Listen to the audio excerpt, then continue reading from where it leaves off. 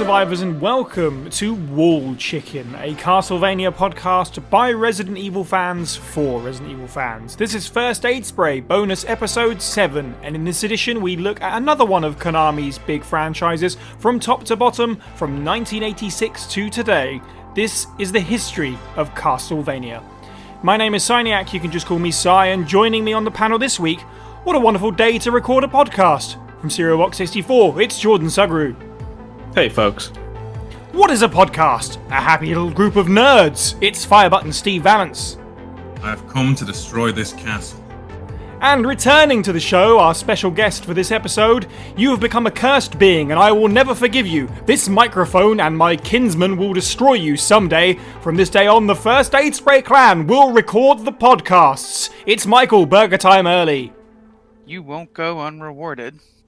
The subject of this bonus episode, like all others, was voted on by our Patreon backers. Support the show now to not only keep us afloat, but to also create new content, select what that content is, and hear it a month before everyone else. Tiers begin at just $1 a month. Check out patreon.com/FASpraypod for the full breakdown. So, those of you who listen to and are aware of who we are in the main show, I know these bonus episodes sometimes pull in fans from that aren't aware of us, as they are wont to do, as we are about to talk about Castlevania for 2 hours. As part of the main show, when we talk about Resident Evil, we do file readings. We have people from the community read the files from the Resident Evil games, and with our bonus episodes, we've done a bit of that, and we've mixed it up a little bit. Like the Silent Hill podcasts, we had some music to break things up. And, we're talking about Castlevania, and we're going to talk about the music, I'm sure, quite a lot throughout this episode. So it only made sense to select some music for the middle of this episode. So a special thank you to PHNTMDVE for their cover of Castlevania 3's Beginning, one of my personal favourite tracks from the entire franchise, in fact. So you'll be hearing that later in the episode. Please enjoy that, and if you do enjoy it, go check out their channel. Links in the description. They do all kinds of video game covers and stuff. So, special thank you to PHNTMDVE. So, it's been a long time coming. We are finally here with the Castlevania episode. This is something that we talked and sort of joked about way back. And then when we started doing these bonus episodes via Patreon, where we could talk about things outside of Resident Evil, it was keen for this to be an early one. I think it was even in the Patreon explanation video I did as one of the potential example episodes. It was definitely part of poll 1, which it lost. But it did return for poll number 7. It got 50% of the votes. I won't say what came second, just because, if you're a Patreon supporter, you can go look that up. But for the masses, that one stays a secret. But it got 40% second place. So I guess in a way we almost missed it again. But we are here, finally, after all the wait. We are talking about the history of Castlevania. And this episode is going to be sort of handled similarly to our very First Aid Spray episode. We're going to be talking about the beginning, the middle, the end, all the eras, how we feel about changes. It's just going to be a big, wide open discussion of all things Castlevania. Don't say the end. Don't say there's an end to Castlevania. But we'll get to that. I think that was a sort of subconscious slip. Sorry, the now, is that better? I mean, technically, that's more correct. There is still things happening. We'll get to that. Yeah.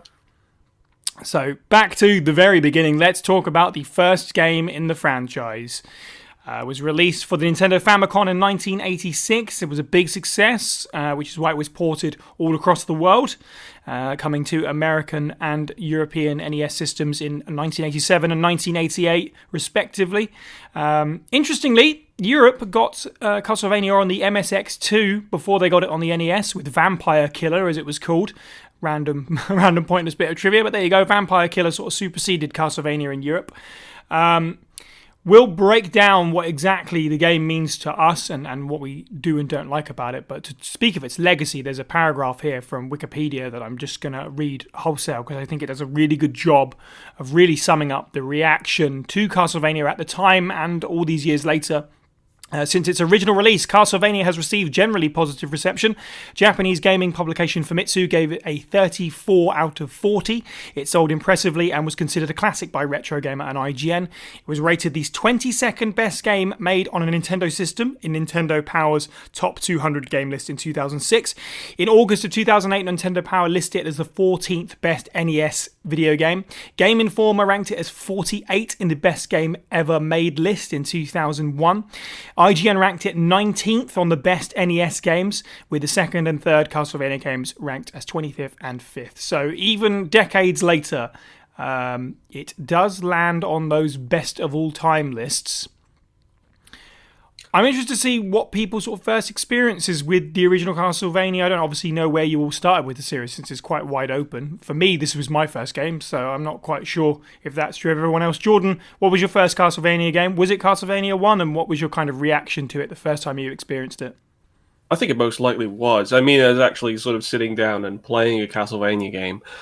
I remember obviously the N64 era, like you see in the 3D Castlevanias. That was the first time I'd ever heard of the series, but actually sitting down playing it, it was probably Virtual Console, maybe even like a bit of emulation before that in like the 2000s and that. It's interesting what you say about how many times it sort of appears on these best of lists. It's interesting to me because as a game, it started it all, but you seldom hear people say that it's their absolute favorite Castlevania. Everybody's played it to some extent and enjoyed it, but it's almost it's not a detriment to the game itself because the game's great. But it says a lot about the game itself that it spurred so many sequels that kind of branch out and offer something different.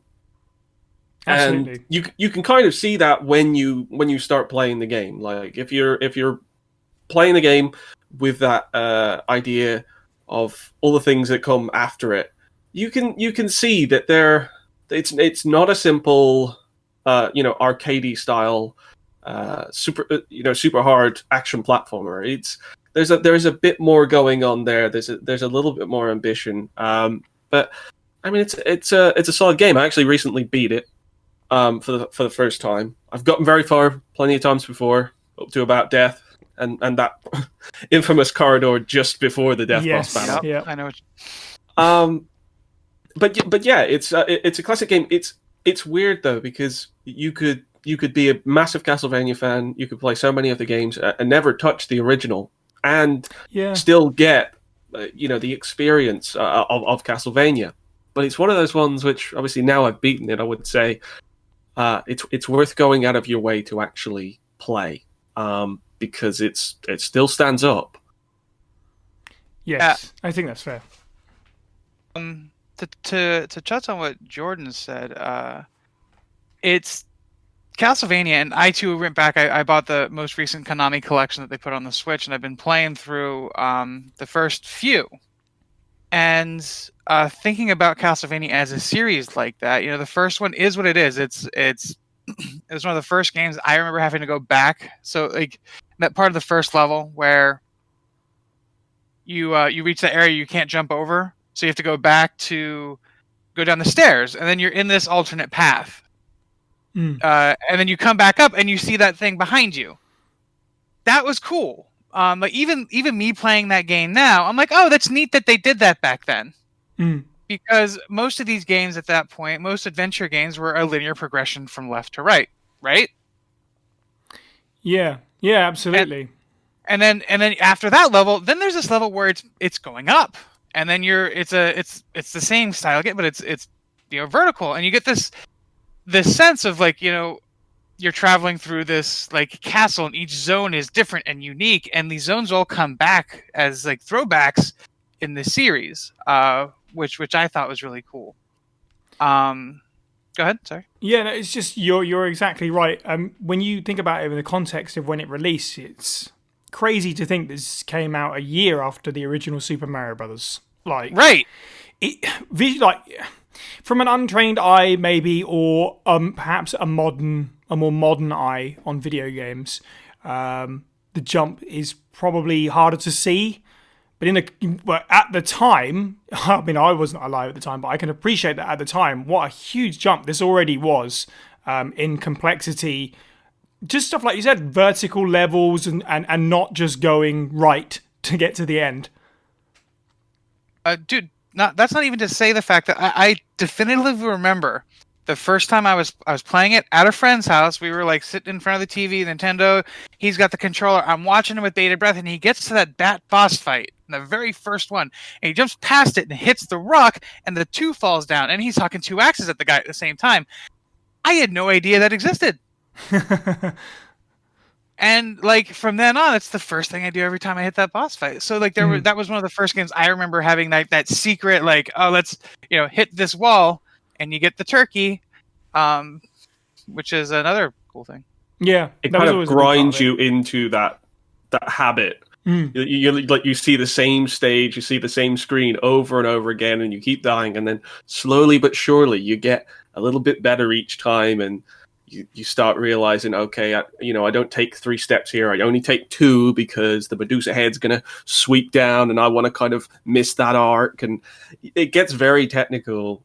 Yeah, quite quickly with Castlevania, especially with the original Castlevanias, the strategy that you need in order to be able to kind of have the right sub weapon and have the right, if you can get the multipliers, it's fascinating. That's kind of why I was like saying with regards to they're laying the kind of groundwork for some of the more RPG elements that they'll get into, in that there are a lot of branching choices. There's strategies. I mean, you can talk to different people of their preference as far as sub weapons. I mean, personally, I think that the boomerang, the slash cross, is obviously to me, it's the strongest weapon in the original game. But holy water. Sorry. is it like, because I kind of missed the holy water for most of my past playthrough. I didn't get it much. The holy water will stop fireballs. Oh, really? Yeah. So, all right. So that is what still my friend... learning. that's what my friend he was like, wow, you beat Dracula without holy water, and I was like, really? I thought the cross was really good. It like sits there at the end. You throw it out, and it sits there for a second before coming back. So you get like, what is it, 4 or 5 hits on Dracula for each cross throw? Yeah. Like, well, depending on your multipliers and that. Yeah, it's a DPS weapon for sure. Steve, what were your first experience with the Castlevania? Was it the original game? The remake of the original game was my first. Oh, interesting. Super Castlevania 4. Yeah. Yep. No word of a lie. The last fresh to my hands Castlevania game I played was actually the first, and that was in preparation for this podcast. So, I'm more of the newer school, but I honestly think that probably as the freshest eyes among the crew to play the original Castlevania, it's still an astoundingly challenging little game. Everyone's already really gone over how it is the framework for a lot of the action-adventure templates that you see everywhere now.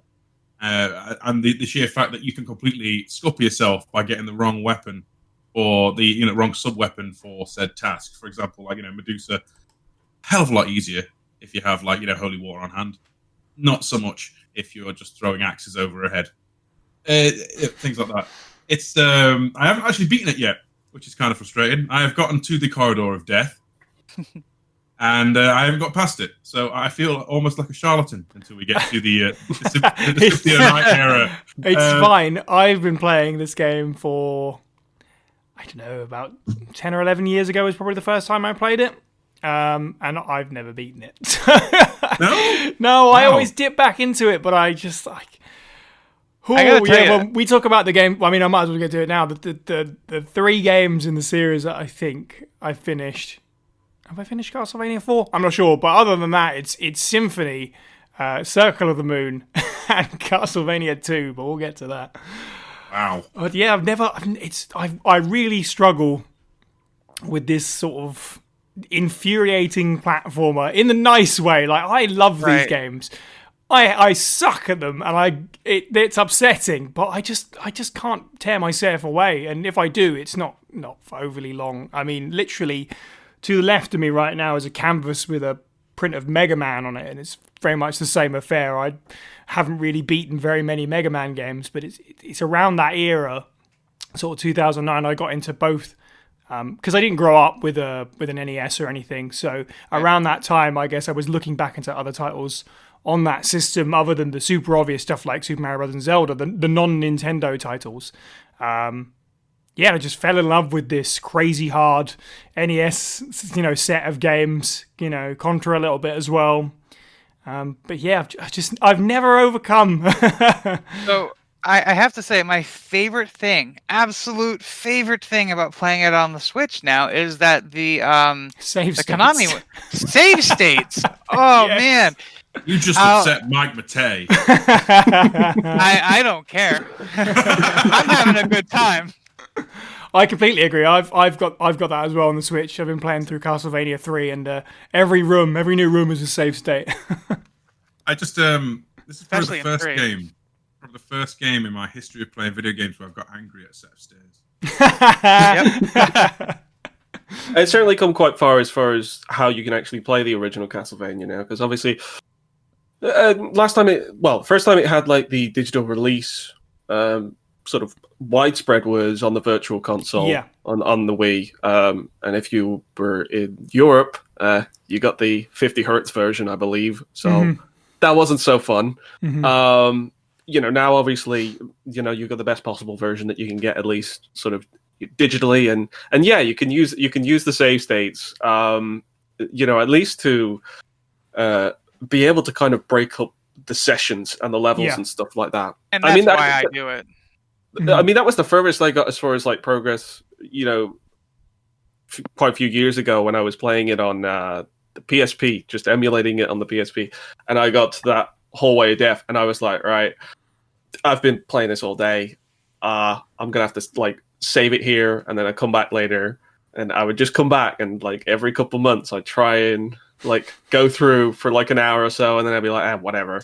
So it is one of those games that you just kind of have to grind out, but it's similar in early Resident Evils in that kind of way, that when you do eventually start to know your way around the game, the strategy, where to kind of conserve your ammo and where not to, you start to actually get into a kind of a flow, and you end up coming back to the game, and slowly but surely you make a bit more progress each time. But obviously they had a bit of a sort of an ideological crisis after the first Castlevania, because of the fact that even though it sold okay, it was ending up in bargain bins quite quickly, because it was a game that you could beat in a rental, and so it didn't necessarily have that kind of longevity with audiences at the time, which is obviously what led to such a splintering of the design theory behind Castlevanias, obviously starting with Simon's Quest. Yeah. Can I? Sorry, go ahead. I was going to say, how familiar is the panel with the game Harmony of Despair? Not the handheld title, the group 6-player multiplayer game. I played the shit out of that. I played the heck out of that. Because if I can put an asterisk next to, I haven't beaten Castlevania 1, but I have beaten the facsimile of the entire castle as one level about 40 times in that game. That's so wild. I was wondering, for people of context for both games in their entirety a bit, how one-to-one is that map with the original Castlevania? It's not quite. They added mechanics to the game, so they had to adjust it to make those fit, but like it's got the same flavor. So obviously you got the two versions of the soundtrack. You've got the old NES version, or you've got like a rock cover, which is now made its way into Smash. I mean, it obviously it looks the part, but I would say, as far as it feels, it's kind of like when people would remake famous levels from platformers in Little Big Planet. It's like, okay, I'm definitely playing a different game when I do this. I'm in something that's familiar, but I've got different gameplay mechanics available to me, and it slightly breaks it for like a classic map as featured in Harmony of Despair compared to obviously some of the other maps. I figured, because I don't know we're going to touch on Harmony of Despair. I just thought I'd mention it. It's like we probably will. This is going to be like, plus, just looking at the series as a whole. Absolutely. I mean, OG Simon is beast in that game as well, despite him being 2 foot tall compared to all the other characters. So before we sort of start talking about all the next set of games this one inspired. Obviously, there's one big part of this which is going to keep coming out throughout the podcast, which is kind of like style is the word that I kept writing down. Is this game just has, all of it, all of the style. Even today, there's just this confidence in every design aspect. And again, talking about Super Mario Brothers, for example, a game that released a year prior or so, this is, otherworldly by comparison. It's insane. Yeah. And that was an intentional thing, that it was made through the lens of cinema with that in mind. So the visuals and the music were a larger focus than perhaps other games that had come before it. Obviously, Mario Brothers and Zelda and stuff began that trend a little bit, but games prior to that, audio was a little bit more of an afterthought, and obviously was more restricted than the NES chip. But for Castlevania, it's just as important as everything else, and that remains pretty true of the entire series. Is this visual and audio style, which was unlike anything else in 1986. Yeah, put it at the frame of the time. Like most levels in Castlevania 1 are massively visually distinct from the other beats. Yeah, absolutely. Or texture use. Whereas, you look at Zelda 1, 9 times out of 10, this dungeon you're in now is a different color. Mario, I think had 2 planets, Overworld and Underworld. Mm-hmm. Sorry, 3. And water. Mario, it's phenomenally groundbreaking in that. Yeah, it is great to pull up an image of the entire map of the castle and stuff, or just level images and have a look through all of them, because they're wonderfully designed, for the restrictions of the time. Right. Look at Metroid 1. Exactly. That's what I was just going to say. It's funny you mentioned that. So I too have been looking at the map for the original Castlevania, and even looking at it at a distance. In addition to everything being so, it's there's they break up the colors in really cool ways. So it's not like you have so to use the first level, for example, you start off and it's dark, and you have this really bright interior, and you have this really dark thing, and you have this really bright interior again, and then you go into the next area and it's darker, and then you're in the tower and it's red. They do a good job of breaking up the player, so it does feel like you're journeying through. Right, yeah, for sure. You feel like you're making progress. And frankly, this is at a point in the video games industry was quite happy to put out games that frankly just looked like a mess of green and brown and two squares next to each other. Was sort of underestimating the actual the necessity for the hardware to be able to show something that it didn't necessarily have the power to do, but needed to actually be able to show some kind of variety for. And Castlevania does stick out like that. I didn't really kind of think of it in that way, because it's you just know that Castlevania's been there this whole time. You kind of take for granted the fact that it was a very early game with regards to these kind of visuals and that kind of flair. And yeah, absolutely, it's oozing with charm. The fact that obviously it has such a heavy basis of its sort of characters and enemies, or based upon the universal monsters, it is instantly going to pull people in, because it's something that people recognize. But even if you know nothing about the game, you can look at the maps and you can immediately understand where you are. Especially in relation to the rest of the castle, and how you're getting closer and closer to Dracula's throne room.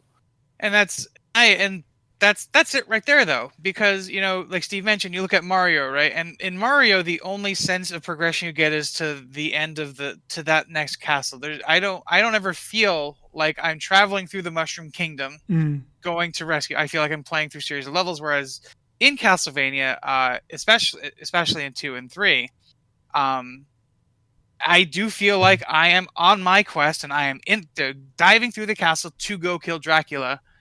And especially once they introduce alternate paths and stuff, it just feels more like that. Yes. I have to ask. This is probably going to be a bit out of the frame of context, but when did Ghouls and Ghosts come out, or Ghosts and Goblins? Let me do a quick Google, since no one's chiming in. because I always kind of see the original Castlevania and them as twisted cousins of one another. 85, made by Capcom. Oh, okay. 1985, Ghosts and Goblins. So, I mean, obviously, I can't say that maybe one influenced the other, but there's DNA, at least for sure, between them. I'm just thinking about how obviously you both got horror monsters across the way, but one is a bit more prone to kicking you while you're down a bit more, and one's a bit more tactical, being gentle about it. See, my problem with Castlevania as growing up as a Sega fan, playing lots of Sonic, is it's difficult for me to play with patience. I'm all about momentum and stuff like that. I struggle with taking it step by step by step. Whereas Ghosts and Goblins, I don't feel like any amount of patience is going to help me. I'm just going to get wrecked. Especially because ultimately Simon is just such a slow character. Sure, yeah. He's obviously. I don't think there's anything that's necessarily slower than him in the game, to be quite honest. And then you have some characters who I don't think were intended to be as much of a hazard as they are, but the likes of the Flea Men. Yep. Which personally I kind of consider a bigger threat to me than some of the bosses were, albeit one of the bosses has a Flea Man, as part of his attack. But that was already kind of it was quite limiting. It was sort of, okay, your whip has a great deal of damage that it can inflict, but the fact of the matter is you're not outrunning most of these characters, and your jump is again a bit limiting, and you're very slow to go upstairs, and you can't do a great deal when you're going up the stairs. There are all these ways that they were making it hard for the player to sort of not pull a Mario and just sort of like run across the screen and just jump over everything. It's like, no, you've got to really time this. There's a lot of anticipation to your attack, and it got people to a level of it got people to that point of patience. Which continue and that continues into the series for a long time. Right. Yeah, absolutely. As Jordan sort of alluded to, of course this game would have sequels, but to sort of sum up what is the classic series, we have Castlevania 2 Simon's Quest, Castlevania 3 Dracula's Curse, all on the NES. There were 3 Game Boy games, Castlevania The Adventure, Castlevania The Adventure 2 Belmont's Revenge, and Castlevania Legends. Super Castlevania 4 came out for the Super Nintendo, which was a retelling of the original game. And we also had Bloodlines for Sega Genesis or Mega Drive. Rondo of Blood also came out on the PC Engine, and a sort of port, not really, it's like an equivalent game, also came out on the Super Nintendo called Dracula X. That, I think, is the bulk of the classic games. I suppose. Where does Chronicles fit? The PS1. Right, yeah, I guess that fits so too, of course. Yeah. Chronicles was a remake. Yeah, it was a remake of the X8600 or X86000. Is it like the shop console? Yeah. It's a 68,000. Right, there we go. Thank you. It's a version of Castlevania that was previously made, and it was then remade to be released on the PlayStation. Very hard.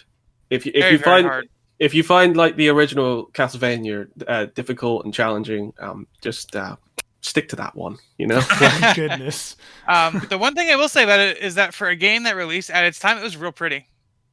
Yes. Yeah.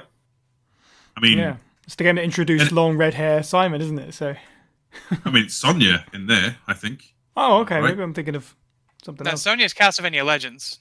Is it? I thought Sonya was the protagonist of Chronicles as well, or am I going crazy? No. That's Simon. That's Simon. Yeah. Oh, okay.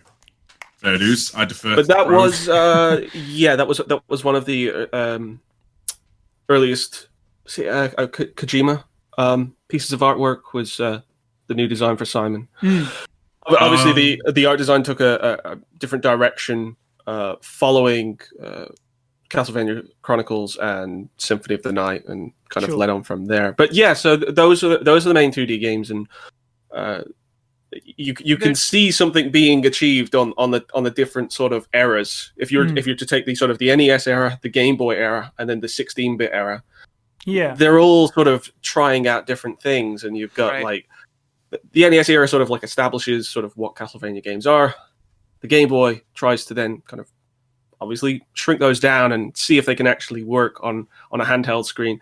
16-bit is fascinating for 2D Castlevania because you've got 3 completely different games, all going off in different kinds of directions. And to be honest, there's a lot of sort of debate of sort of design philosophy going on there too, because Castlevania 4 goes off in a completely different direction in terms of actually remaking the original, but introducing so many other elements to it.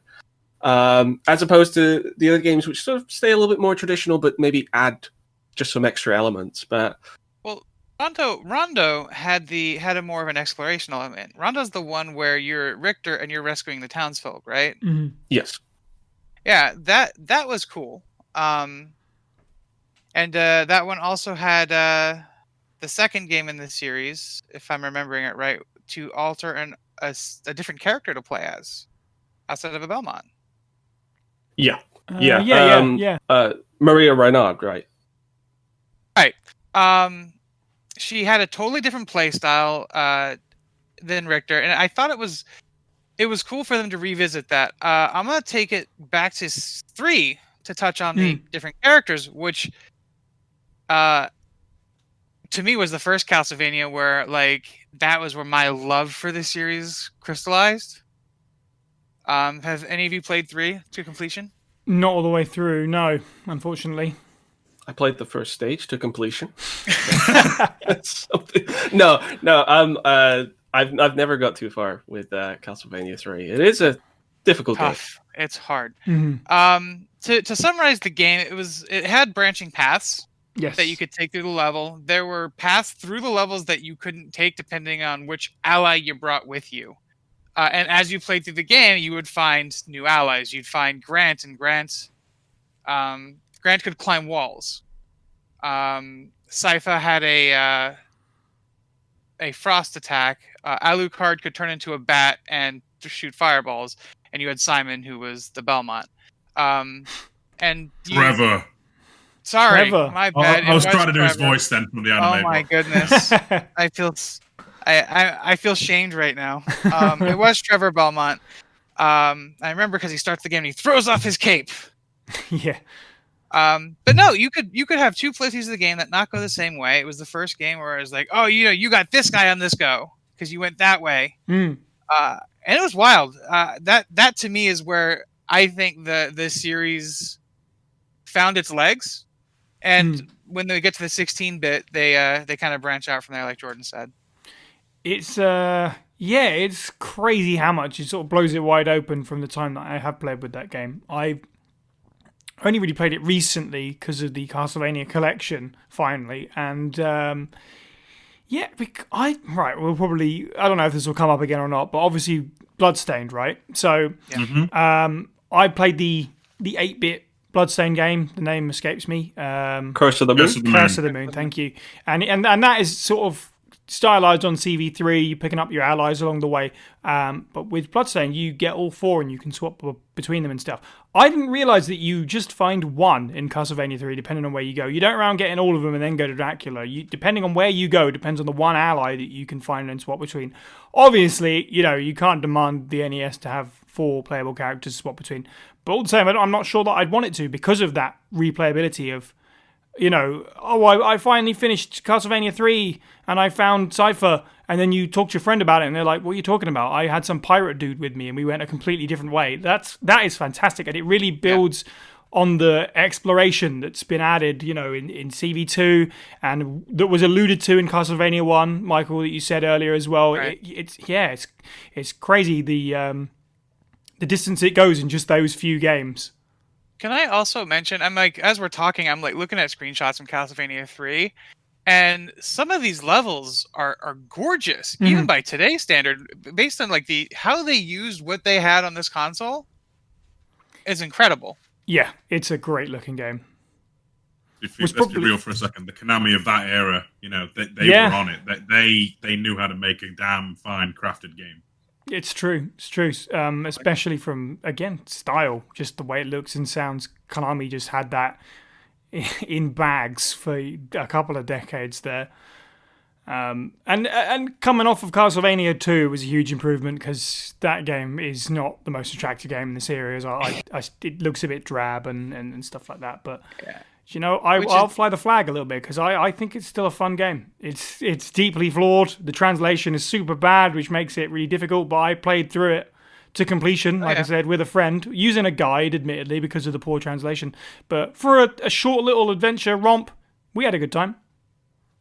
They went for it, and I not my favorite game. Like you said, the translations make it bad, but it's honestly the very first game I can ever think of playing that had a day-night cycle. Yeah, I can't think of one before it. Like, that's huge for gaming. Mm-hmm. There's an ambition there, absolutely. It's just a shame that it was made about 30 years off of patches. So right. It didn't get the kind of support that it would get now. But obviously there are some great fan mods out there that work to kind of fix some of the issues with it. But again, very different experience. And that was not uncommon at the time, of course, with the likes of Zelda 2 and other of that ilk. That's very true. There's a big deviation sort of between the original game and the follow up. I'm certainly not versed in Castlevania 2, frankly, but I can say that a lot of great music came out of it still. Right, absolutely. Yeah, probably the most well-known track of the entire series is straight for Castlevania 2, so you've got to thank it for that. But you're right, because video game sequels weren't a thing at this juncture. They were uncharted territory, so companies didn't know what to do. So that's why they went wildly in different directions, like with Castlevania 2, like with Zelda 2. They didn't know what people wanted exactly. I do want to mention something about Castlevania 3, just because I'm looking at it and I think it's hilarious. The box art for Castlevania 3 on Wikipedia says you could win a trip to Dracula's hometown as part of a promotion when the game came out. And I'm thinking, would somebody really want to go to Eastern Europe in the 1980s? Well, you go there and that the castle's bright orange, and then you go to the next room and it's a different color. I actually have that box and it still has that sticker on it as well. That's funny. I have not checked if I was the winner. I should. I should open up that box, find out. Is this still valid? But I think that that in itself ties into Sai's point of back when this happened, people didn't know what made folks didn't know what they want, or what people, I should say, wanted in a sequel. Mm-hmm. So hey, here's a new one, and just because we want you to maybe this trip to Romania will help you buy it more. Please just buy the game, please. And that box art is gorgeous too. It's got everybody on it. Yeah, isn't that another one of the ones that's ripped off from Dungeons and Dragons handbooks and stuff? That is bad as too. That does have a history with that. So sticking with the 2D game just a little bit longer. I know Sherwin wanted to be on this episode, so I'm just going to fly some flags for him. Unfortunately, he couldn't make it, but he said that the Game Boy game was amazing. And we all know he's a Game Boy fanboy because he loves Resident Evil Gaiden so much. But I know some of you guys have some different opinions on the Game Boy games. I played it for all of about 10 minutes because of Castlevania Collection before I went, now play Castlevania 3 instead. So I'm that's it. Let's be clear. So Shuren wanted us to say that Castlevania the Adventure is one of his favorite Castlevania games. Nice way of outing yourself as a non-Castlevania fan, Shuren. No, I mean it's fine. It's fine if you really like slow games that really shouldn't be that slow. Technically there's a problem, and there's levels of gravity that just don't make sense, and it's just so easy to die, and you get 3 lives and that's it. Anyone else getting nothing but salt through your headphones? Just me? Yeah, I've seen Jordan's videos on Twitter, so I know I can. Okay, let me just level this, right? I I played through the entirety of Castlevania: The Adventure, and to be fair, it's not a long game. It's very short. But you know, add in a lot of deaths, and it takes you a day. So Castlevania: The Adventure, I don't recall exactly what year it came out. Was it 1990 or something like that? 1989. 1989. Thank you. So, you know, look, not every conversion from the NES to the Game Boy can be successful. There are plenty. You know, there's some great Mega Man games, great Mario games, and stuff like that. But this, I refuse to believe that this is what they wanted to make at the time. I think they were quite limited technically, and it can be difficult to convert that experience to a platform like the Game Boy, which is underpowered compared to the NES. It's not very rewarding as an experience. But right after I finished that, I played the sequel, Adventure 2: Belmont's Revenge. That game, within 30 seconds, immediately felt like the game that Adventure should have been. Yep. All right, okay, so Adventure is buried. All right, I've laid it to rest. Seriously, if you do have to play, well, not have to, but it's nice to play a Game Boy Castlevania game. Belmont's Revenge is great. It's honestly it's up there with, you know, some of the best, because it feels it's what you want in a mobile Castlevania game. Yeah, absolutely. It's got the kind of fair enough. You're a Belmont. You're slow, but otherwise you've still got the gameplay flow that allows you to play the game at something that isn't, you know, 2 frames per second. A lot of variety to the levels. A greater number of levels as well. So it's actually a longer game overall. And there's some really interesting bosses that get the better of you plenty of times, just because you have to go through it a lot to actually remember the patterns and you know, remember whether or not you actually need to, you know, move with the stage or not. And, no, it's a fantastic experience, which I was not expecting to have, because, to be honest, I always looked at the Game Boy games as, well, they're going to be limited, right? Compared to some of the other experiences. And by the point that I started looking at the Game Boy games, there'd already been 2 other generations of handheld Castlevania that obviously completely blew them out of the water. But like, Belmont's Revenge is really enjoyable. I can't speak for Legends because I have not played it. I have played Legends. So tell us a little bit about Legends. So Legends is canonically the very first Castlevania in the series, or was at the time. It features Sonia Belmont, who is the mother of Simon Belmont. I'm trying to put this back together. My brain's been a long time. And in it, you're fighting the first time fighting Dracula. I don't really remember the why. I'm reading the Wikipedia page. She's the first vampire hunter of her clan, develops her mystic powers in her 17 years, and eventually has to challenge Dracula. It's the first appearance of... no, not the first appearance of Alucard. It's the second appearance of Alucard. First appearance in the canon, because this happens before Castlevania 3. Right. But the game came out after Symphony. Wow. Well, that's weird. Anyone else brain feeling a little bit twisted sideways? Yeah. I apologize. For Pennsylvania law. I promise I don't have crazy mad scientist hair right now. But no, it was hard. It was tough. It was a cool looking Castlevania game. I wasn't a big fan of it because it was dummy hard. But it was neat. Just to experience like the start. It was the start of the series, like, in terms of the story, which when we get to it, we'll talk about Symphony of the Night and what that did for the story of the game. But like up at that point, I think the motivation for that was because Dracula was bad, and bad people need to die, and that was the story of Castlevania. Kinda, yeah. I mean, he's Dracula. Why wouldn't you want to kill him? That's duh. Oh look, old Vlad's gone off his rocker again. Time to go with him. Right. Now, this game got slated at the time.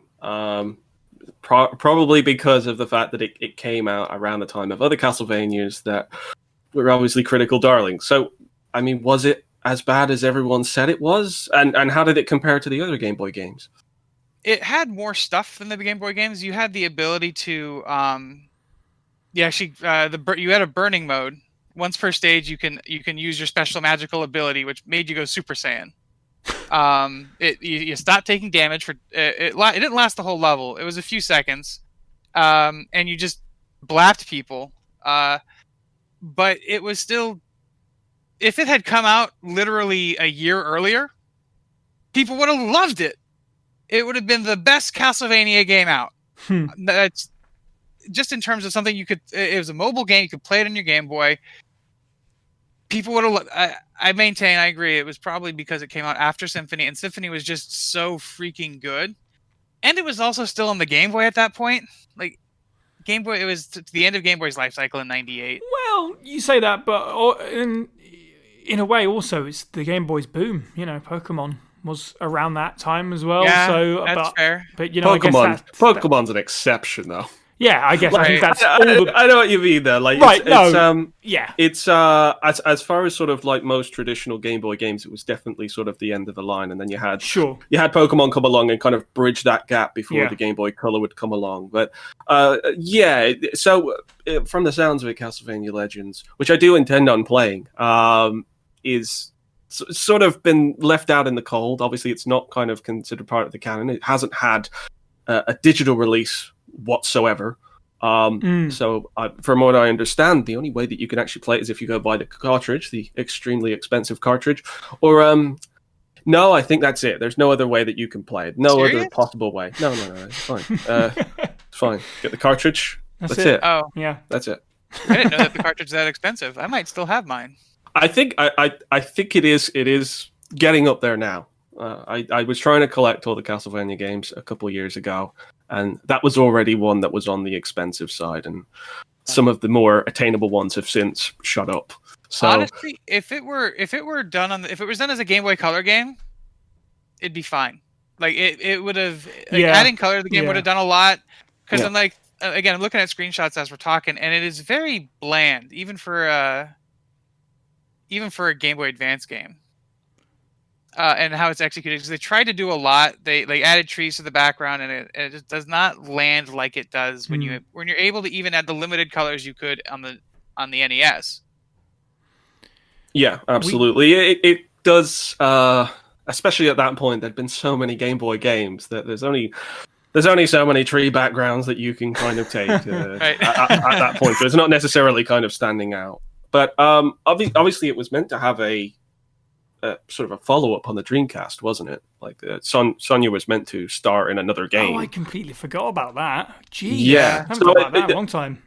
So there could have been like some kind of alternate reality where they come out with a Dreamcast game and that does well, and people maybe have a bit more reverence for Castlevania Legends and Castlevania Resurrection was that one. That's yeah. There you go. And it could have went on a completely different trajectory. I don't know what is stopping Konami from releasing it again.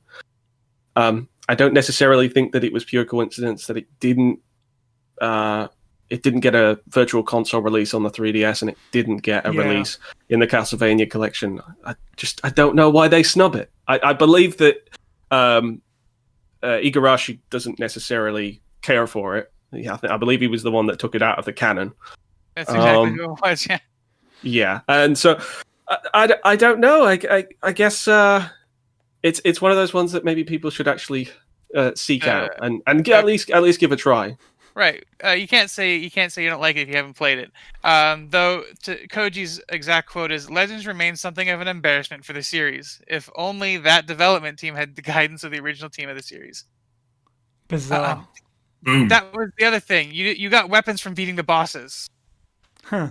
That's odd. That was when we said we were going to talk about Castlevania's entire series, I didn't expect to go down this rabbit hole, I have to say. We haven't even touched Rondo yet, probably. You got the games that we actually thought didn't exist. And one last thing, before we move on though, that quote kind of makes me laugh about, how he's taken it out of the canon and stuff, of course, because for the most part, compared to some game series, and we keep mentioning Zelda, so that's a great example, and Pokemon, canon can be a mess. Castlevania is mostly straightforward, I think. They've all got years, so in what order everything takes place.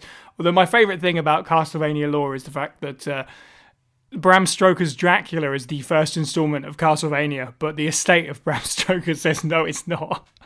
Yeah. That's the thing. The team behind Castlevania said that's actually part of our story. Like, well, the book is technically the games follow on from that book.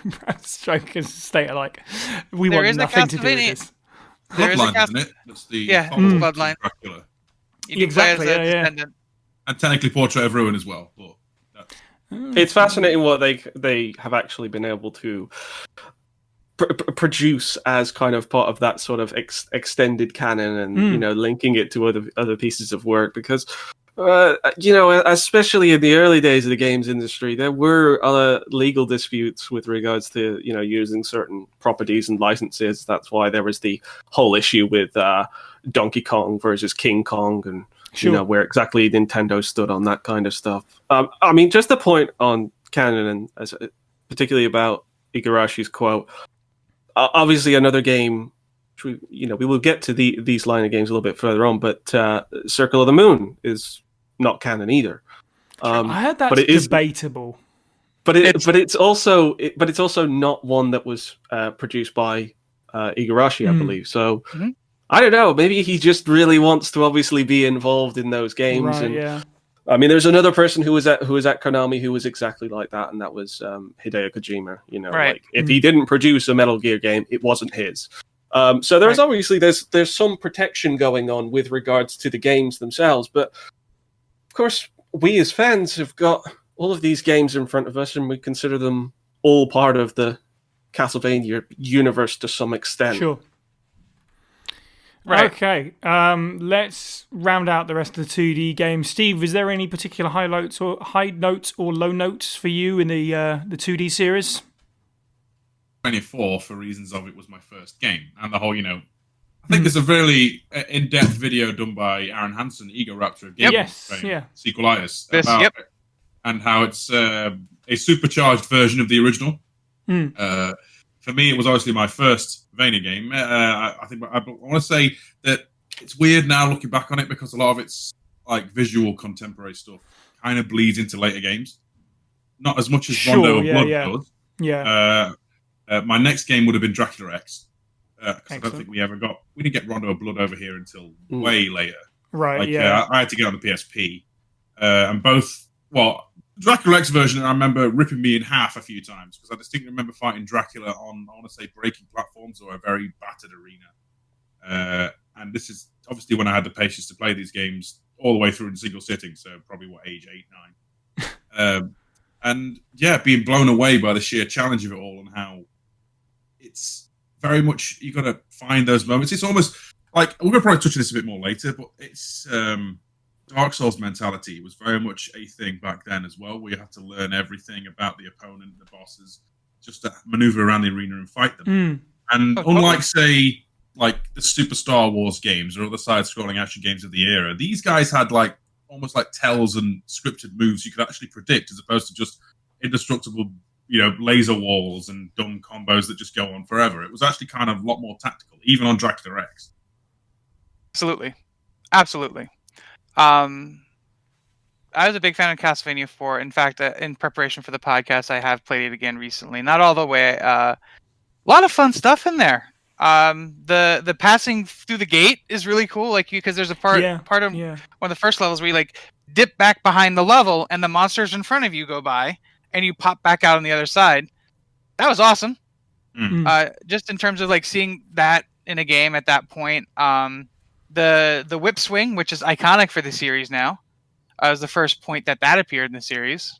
Well, it's that blowing level that rotates with it as well, isn't it? I was about to say, yeah. Check out Mode 7. Exactly, using the NES's power, really, wasn't it? Using the background and foreground, using the rotating rooms, just playing with what they had. They did that with on the levels that were inside, too, where the background would scroll behind the windows. Yeah, true. Jordan. Oh, sorry, go on. No, go ahead. So I was going to mention Rondo of Blood specifically. Also, the first time that you got the superpowers, you could do every item had a special item. Hydrostorm! Holy crap! Yeah. He would power up, and then the screen would explode. It was awesome. Can't help but think item crashes were awesome in that game. Jordan, any highlights and lowlights of the 2D games? I mean, to be quite honest, apart from the ones we've already spoken about, with regards to the 16-bit generation, I do think that Castlevania 4 it's one of those quintessential Castlevania games for me. Despite the fact that it does so many things different and almost breaks the system for having a whip function that is, so good, basically. Yeah, for sure. I mean, if you really wanted to cheese that game, you could. There's plenty of points in the game where, you can just kind of like farm the hits without ever being in danger. But at the same time, there is some challenge to it.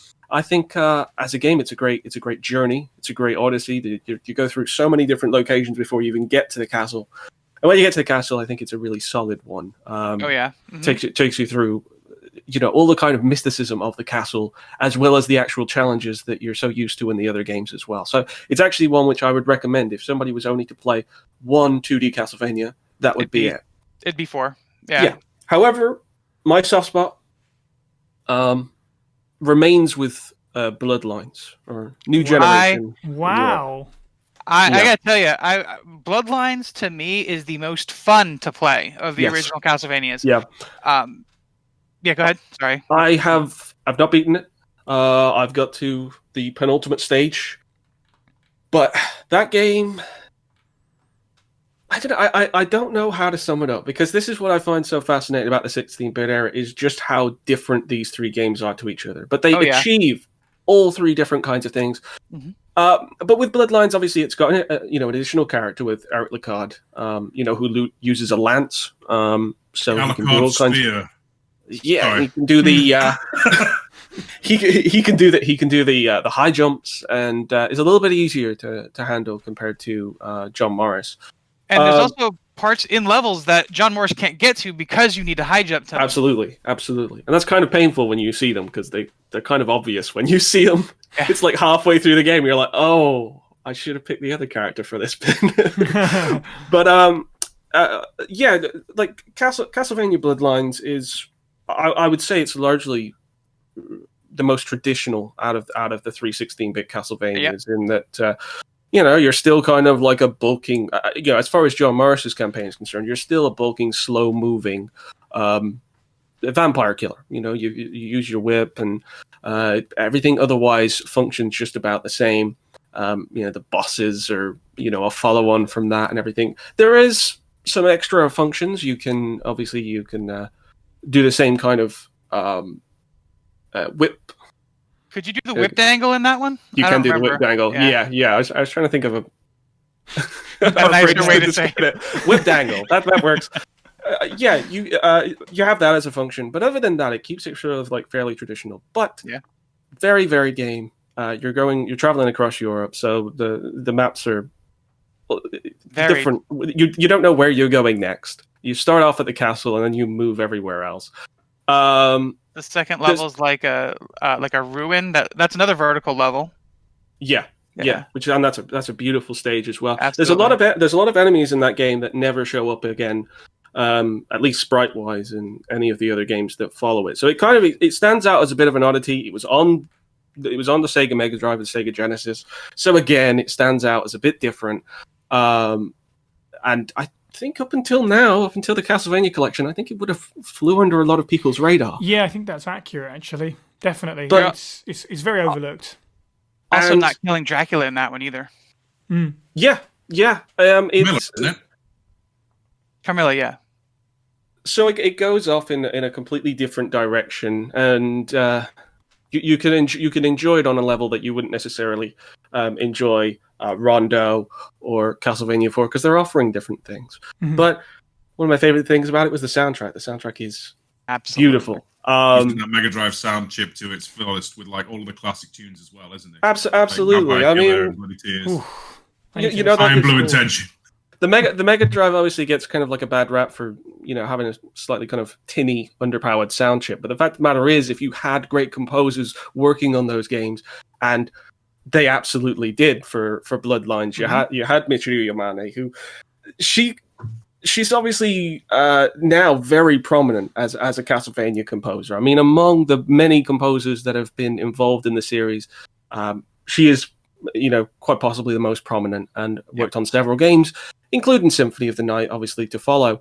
But this was, it was such a different kind of soundtrack, because a lot of the others had been quite sort of, up tempo.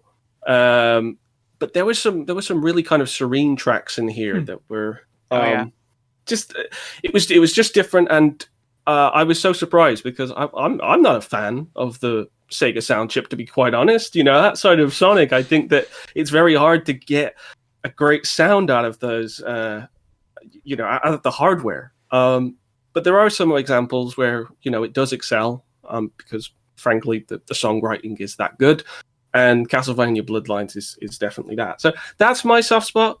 I think that they're all strong, and if you're looking at the 2D era as a whole, there aren't many clangers. There's a couple that misfire. There are a couple that we can look at and say these definitely didn't hit the marks that the developers had intended. But other than that, it's still solid. Whether or not it's still got the kind of appeal and the longevity to sort of like be able to be released now, it's hard to say, because it's a completely different industry to what it was in the 80s and 90s. But there is a catalogue of games there that still stand the test of time for the most part. Yes, I agree. I picked up that Castlevania collection partly with the intention of playing Bloodlines, the new generation, whichever you prefer, because I've not touched it. And I am a fan of the Mega Drive sound chip, and that's probably nostalgia a little bit, right, growing up on it. But so I'm excited to finally get to experience it properly, because I haven't had a chance yet. But it's well worth picking up that collection, because a lot of the games we talked about are on it. 1, 2, 3, 4, 2 of the Game Boy games, but not Legends, as we discussed, and Bloodline. Sadly, no Rondo, but it can be purchased with Symphony as well, can't it? On the PlayStation and I think Xbox One as well, probably. So, yeah, a bit of a misnomer that Dracula X is sort of a little bit fading to time, I suppose. I don't think it's been ported much. I think it was on Virtual Console, but I don't think we've seen it since, unfortunately. But other than that, though, as a collection, it's great. If you have access to Rondo, then you don't need to play Dracula X. Well, there is that. This is true. I would argue that Dracula X is for your, like, if for some reason you really, really want a hard Castlevania game, because it's more classic in the way it's approached compared to Rondo, whereas there's that level of non-linearity and exploration you just don't get in Dracula X.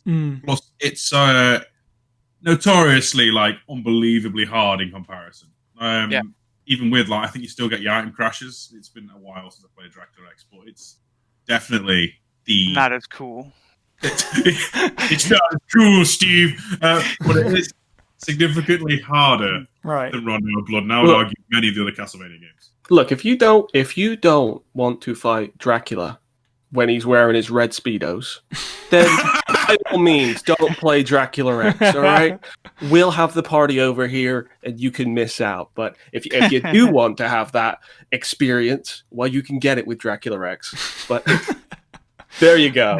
Okay, that's a reason to dip in, right? You know what? I absolutely forgot all about his second phase in that game. And for those that don't know, it's a giant naked demon Dracula. I think we got that, didn't we? All right, so before we move on to the the actual next generation, the next era of games, we're going to take a brief break and listen to Castlevania 3's The Beginning as performed by Phantom Dive. Please enjoy it, and we will catch you all in just a moment.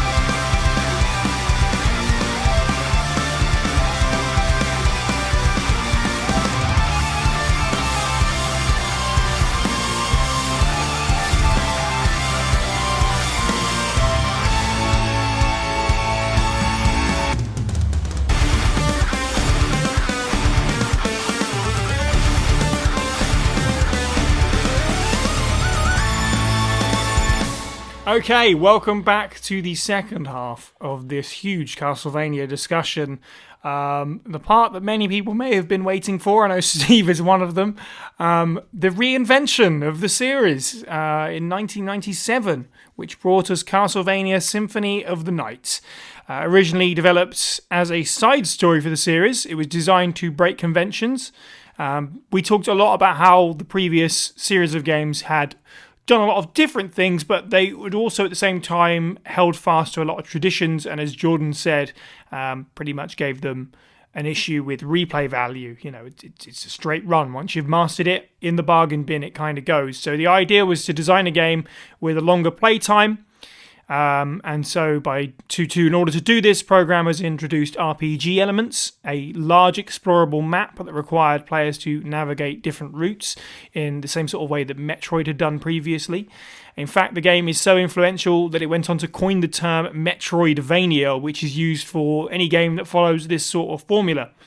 Like I did with Castlevania 1, it's definitely worth mentioning the reactions to this game.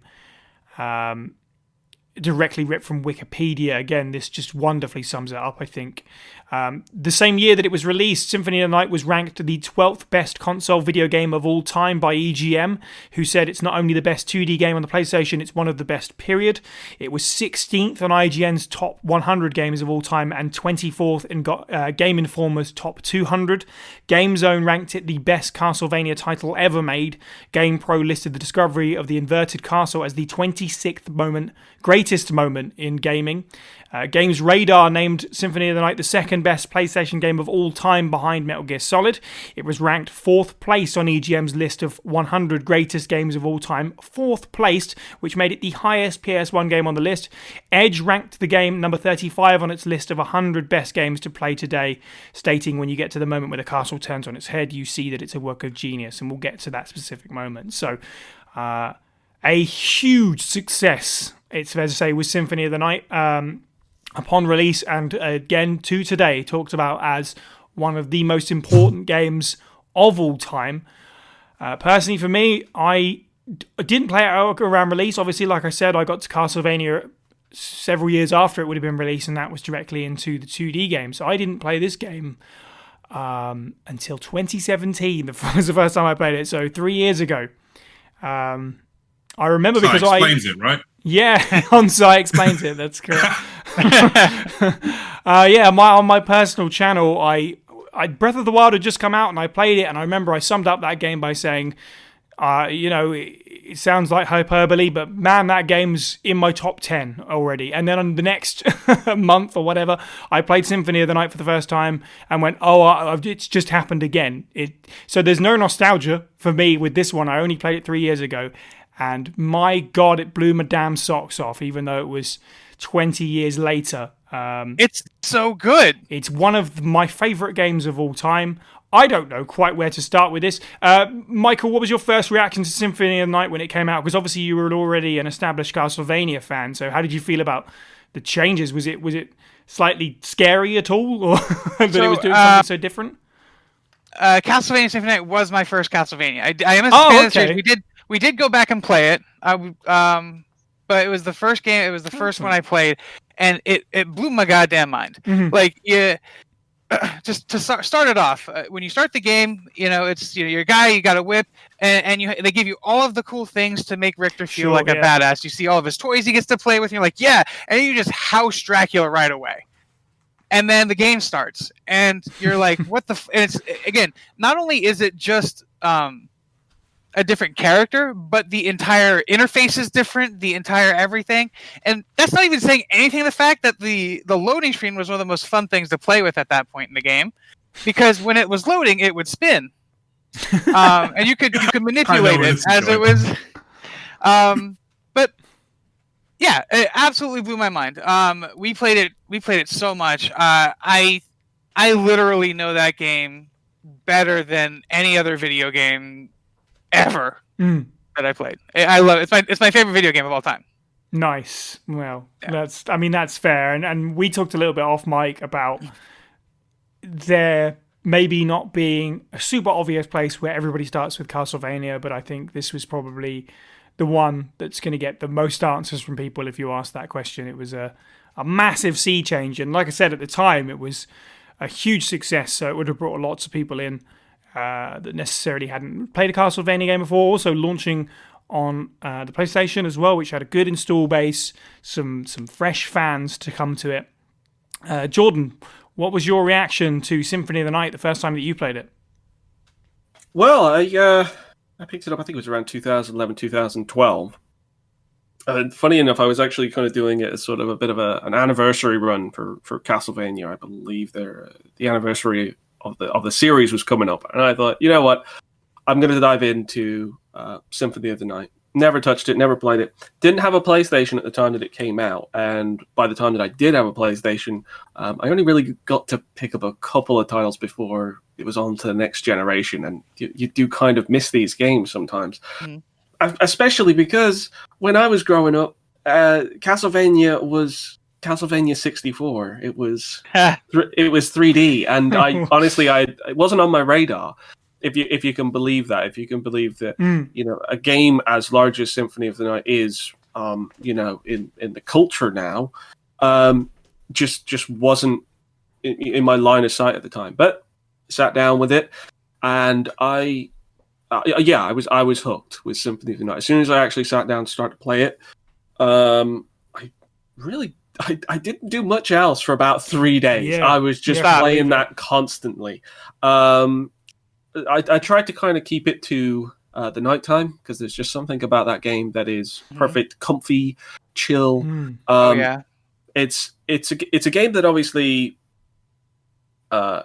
offers a different experience that is certainly challenging still. There's going to be plenty of game overs, but because it's obviously more RPG oriented, there's a bit of a grind. And if there's a bit of a grind, then you can kind of slow it down a bit because you know you're going to be in there for a bit of a longer haul than you would be for a typical 2D Castlevania, Classicvania as they call them.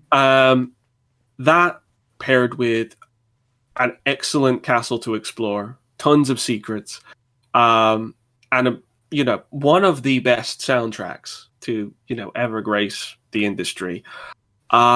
It's such a fun experience. It's a pure experience.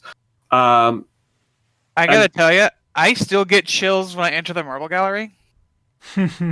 Like every time. That's the thing, is the music is timeless. I mean, it's thankfully kind of came out at a time when there was already CD audio. Yeah. So that very varied. I mean, if you have a look at the track list, it's huge. And the variety to the soundtrack is as fantastically sort of expansive as the castle itself. It really matches it well.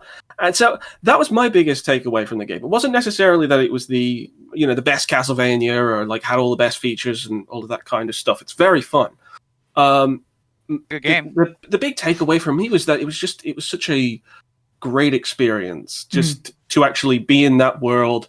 I mean, the enemy list again is off the chart. There's just it's packed.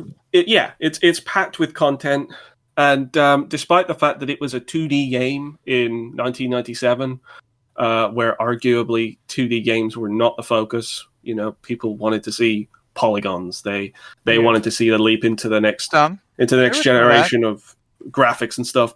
But it really stands out, and I mean, you've got to be a big deal to kind of stand out as a 2D game in that particular year, because you could be overshadowed. Sure, yeah, 97 was huge. Yeah, it's a massive year for gaming, definitely. It's funny because we talked about this a little bit before. It's worth pointing out because it makes me laugh every time. I guess it's Nintendo Official Magazine or one of these sort of pointing and laughing at Symphony of the Night because it was a 2D game and the industry was moving away from that, sort of going on about how Castlevania 64 was going to be so much better. Journalism that has aged poorly in the most hilarious way.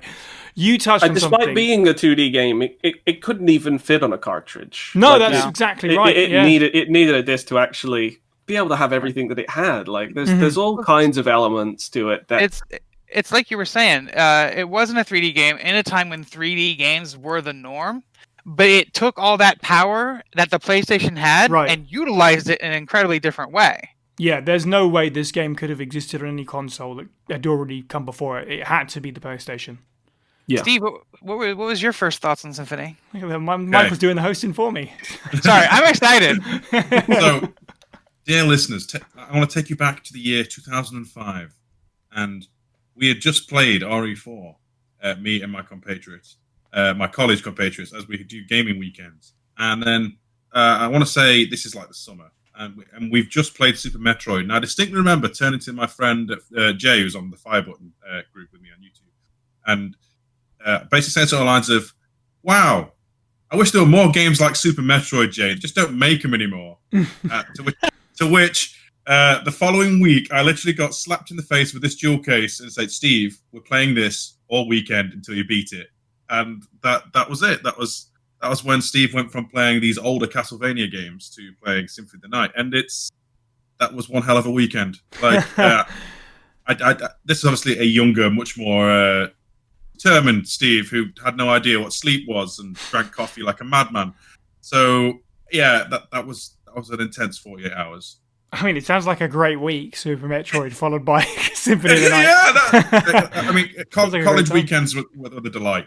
That's by the by. It's just the fact that they literally thrust this jewel case in my hand I love that. and then said, "We're playing this, Steve." I'm still post RE4 high at this point. That kind of like that heady violence and all these other things. And I played Super Metroid and then this, so gem after gem after gem, and I loved every second of it. Yeah, totally. Like as Berger's already said, the opening 5 minutes are literally, here's Richter at full power. You can't die. Wreck Dracula. And then, you see this really cool cape dude who's got this visual distortion every time he starts running. Yeah. And you hit I want to say like a giant werewolf with a sword, and he explodes. And then you're thrust into the castle, and away you go. It's and then you're playing Castlevania again. Just again, completely unstoppable. Like, killing everything, and you go through this hallway, and death is there, and you're like, what? And you have this cool dialogue because again, this is the first time that they also really injected a bunch of story into the game. Yeah, I won't ask you to return to our side, but I demand you cease your attack. I will not. Cheesy voice acting aside, right? These were gems. If there is ever a interpretation of a gothic Dampier vampire, if it's not like Vampire Hunter D or this Alucard, there's something wrong.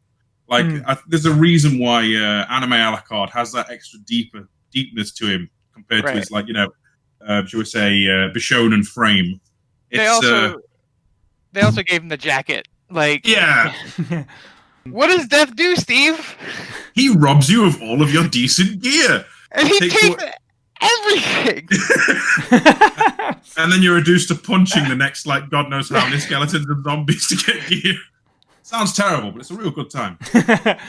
So one thing that the game is remembered for good or for bad, is the voice acting and the classic lines. Everybody knows. We already parried them in the intro with the "What is a man?"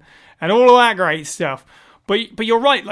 We hadn't seen anything like this in the series. It's the first time we've had sort of proper cutscenes. I know there's the FMVs in this are nothing to talk about. Of course, the bottom of the barrel of. Well, there's one really good. The FMV, only thing at the bottom of the barrel. Yeah. One really good There's FMV, one. but it's been cut by every other version bar the original PlayStation version. Maybe Is on that the the one that starts off and then goes up to the castle in the beginning, or is it the upside down one? It's the upside down Upside castle down. reveal. Yeah, but so the FMVs generally weren't great, but to actually get pieces of story as you went along was really cool. And so again, as usual, the translation's a bit heavy-handed, and the voice acting is mixed. Personally, I love Robert Belgrade's Alucard voice. Oh yeah, beautiful. No, 100%. That baritone that you were mentioning, Steve, is just wonderful. I'm interested. To this in day, this. yeah, exactly. I say that all the time. Just I'm interested in this. He may well be the only good voice actor in the cast, but damn, right? He carries it. And by good, we mean like 90s voiceover sure. good. It's exactly the voice you want to hear when you try and put your PlayStation CD in the hi-fi. This is a PlayStation Black Disc. Cut number 1 contains computer data, so please don't play it. But you probably won't listen to me anyway. We would listen to you all day. It's true. Still got that tone, by the way. Not to go too off track, but his character in Bloodstained Symphony of the Night is literally like. It's that voice, yeah. That's awesome. I love that. And there you go. Shows the impact of it, right? If he's been brought back for Bloodstained, the love that people have for him as Alucard. So there you go. I guess that sums it up nicely. You've played this game for 10 minutes at this point. You start off as a badass vampire hunter, then you turn into a badass vampire, and you meet Death. And, like, Death is freaking Death, right? So even if this is your first entry into the series, it's an intimidating figure to see. And then he takes all your stuff. And my experience as an 11-year-old child, having that happen, we're like, where's my sword go? Oh, he took all of my things. And then, like, all right, so what do? We keep going. And as, like, Steve said, you're punching stuff until you find a guy that drops a short sword. Mm-hmm. And then you have the short sword, and it's different than the first sword you had. You find other weapons, and they all have their own, like, animation, and that's to me, that's Symphony is the weapons. That's my experience is experimenting with them, playing with them. Yeah, there's a lot that you can do in terms of equipping Alucard with weapons and familiars and all this stuff. There's a lot of choice there compared to previous games that, for the most part, would whip sideways, maybe whip diagonally. To break it down mechanically, you've got obviously you got your attacking, and then you've got your dive kicking, and then you've got transforming into various forms. Then you've got your classic Castlevania sub-weapons. Then you've got spells. Then you've got consumable attack items on top of that. You have an arsenal in this game. Rip it open, however you see fit. And I would argue that we're probably going to go this over the whole, should we say, the Egovania line. But one of the big sales points for me is the fact that you can approach this game in so many different ways. You can you know what, I'm going to do a low level run. And you can normally skip monsters or get around them, try and outmaneuver them. Or I'm going to do a melee only run with no spells, so no spamming Soul Steel for those harder bosses. Or I'm going to try and do a sub weapons run. It's the same kind of mentality as Dark Souls now, I guess. But that kind of malleability in a 2D side scrolling adventure game. Yeah, that's a great word for it as well. Discovering the spells too. If you didn't find the spell books, and you stumbled across the code, you could do that too. Oh yeah, as long as you've got I think the most expensive spell was 50 MP. Yeah, at least that. So if you just stumble around, just try and Street Fighter inputs and things, you'll eventually. Sorry, go ahead, Si. I was just going to say this. It's all these things, right? All these additions, insane amounts of stuff to suddenly. I want to say tacked on. That's not the right phrase at all. But there's just a lot of choice there. But at its core, even though it plays very, very differently, it's still Castlevania. It's so weird that it plays so differently, but it is Castlevania. And Jordan, you said, and you're very right about this, is you can draw the curtains in the evening and just sort of relax with this game, even though it's got challenge to it. It's you can afford to make some mistakes, and you can learn from those mistakes and come back, in the same life, as opposed to the original Castlevania. You make a mistake, you fall wildly off the edge and have to start again. And that's part of the fun. But with this, it was done in a different way. It was similar, but done in a very different way, where it's let's try and coming at it from this angle. And you've got all these different angles because of this insane arsenal you've got. Absolutely. I mean, you realize quite early into the game that enemies drop items, and you can equip those items, and you've got a lot of slots in order to be able to equip. And by the time you obviously get to the library and you meet the merchant, the librarian, I guess, there you have it. You've got a shop where all of a sudden you can actually buy additional items, some of which have status effects, like healing or increased intelligence or magic or stuff like that. And all of a sudden, there's not just one way of playing the game. There can obviously be various strategies to 2D Castlevanias, but all of a sudden there is now this variety to strategies that doesn't necessarily always have to follow the same way. Sure, there is probably a master loadout, like the best loadout that you could have for Symphony of the Night. But two Crusade Grims. He's right. But when I finished Symphony of the Night, it kind of, I had a look at what my final loadout was, to see what beat Dracula, basically. And it was like, I could reference that. I could say, okay, that is the loadout that works best for me. That is what complements my game style. I didn't have to necessarily kind of go and look up, all right, what do I need? Do I need this in order to actually beat him? Or it was more of a kind of, no, this is something that over the course of, quite a few hours, I've been able to build together as a proper loadout that just complements the gameplay the way that I want it to be. Albeit there was one point where I think there's like a ring that you can wear, and it like gives one HP boost every time you walk or something like that. Yeah, and there were a couple points. There were a couple points I got stuck, and I had to just maybe. I literally put a string around my controller, and I just left Alucard to walk into a corner, because at that point I didn't want to die and then have to go all the way back to the start of that section, because it was tough. But there was no other place I could go, so I was just like, I'm just gonna have to put on the health ring and walk into the wall. I'm gonna go start dinner. That's honestly one of the things I still appreciate about not just that game, but the genre as a whole. The ability to like take a breath. So it's like you mentioned, the game is like you put on your cozies and you're sitting down, you're lounging, playing Symphony of the Night, and you get through a hard part, and it's challenging, but you see a save room, you're like, okay, cool, and you get that sense of like, all right, you're gonna heal up and explore deeper, and if you can go back, you have a point to go back to, and if you're done for the night, you're done for the night. But there's no obligation, I should say. For sure. It's a part of that exploration, isn't it, really? It invites you to take it at completely your pace. I also appreciate how the game teaches you about its own mechanics. Like when you walk up to... you run into... When you get the different forms we talked about earlier, and you run into the first instance of needing one before you find it. Yeah. So because you walk up to a grate and it says mist form required, and you're like, oh, mist form, what's that? Yeah, it's a very Metroid thing, isn't it? Where it's like, oh, I got this. Now I understand. I can go back to this. And if you've been paying, hopefully, close enough attention to your map, you remember all these little spots. You can look at it and pull it up and be like, well, there was a door here I couldn't go through. So let me go and rub my latest weapon or MacGuffin or whatever I've got against it and continue my progress in this direction until I have to go back the other way. And these kind of games, I didn't think about it until I started sort of putting notes together. But Symphony of the Night is the first 2D open world RPG, which is a thought I'd never considered before. But it is. It's an open world RPG. It just so happens to be in 2 dimensions. It just lets you go in whatever direction, up to a certain point, and you can do it in whatever order up to a certain point, of course. Yeah. I mean, the sequence breaking malarkey at half the course, but generally.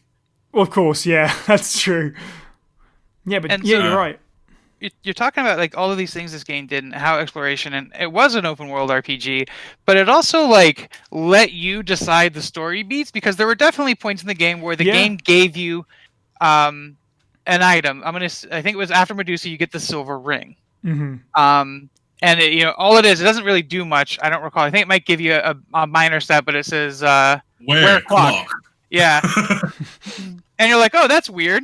And then you go along, you go on your merry. At one point, I think it's a secret that you have to unlock, but you have a conversation with Maria, and she gives you the gold ring, and it says in wear clock, and it's in tower. And you're like, what? Then you go into the clock tower, and it that's how you because you've beaten the game at that point, but you can still play it. Right. But it gives you it opens the door to the next way. Yeah, and that map that you've spent however many hours becoming very familiar with, of course, at that point, completely turns upside down, as we talked about, and you get to re-familiarize yourself with this upside down version of the castle, which, as mentioned by the various journalists I quoted, I mean, gee, if this game didn't blow your mind enough already by that point, it's like, oh, there's a whole other game here now. And So- it's more than just inverted too, because Yeah, they add absolutely. new There's- music and enemies and Yeah, there's loads of boss fights now suddenly dumped into this upside down crazy version as well. loved it. Yeah, it's like with the intention of, oh, we're going to make a game to increase replay value. They have thought about that many steps of the way through in terms of the way the game plays, and of course, you know, the pacing of the game by having this map that you slowly unfold, and then a second time as well. I would argue that the actual layout of the inverted castle isn't as refined as the right way up castle, Sure. for want of a better term, but it's still serviceable in its concept. Mm-hmm. Also give you aids in areas where you wouldn't otherwise be able to, because there are definitely parts of the upside down castle that weren't designed to be upside down. So they do often give you platforms. Mm. Yeah, But at that point, you've got everything you need to traverse the map anyway. yeah, that's And true. I think that's It's a the real- only place where the hidden super boss is, isn't it? Like, you have to go find Galamoth, who's like the actual like meanest boss in the game. Mm. I think he hides in the inverted castle. It's a real celebration as a 2D Castlevania game goes, despite the fact that it is completely different from the classic Vanias in many ways. One thing I liked about it is that one of the very first sort of bosses that you face is it Slugger and Gaibon? Yeah. And you know, if you played Castlevania 4, then you know that they're pretty tricky bosses.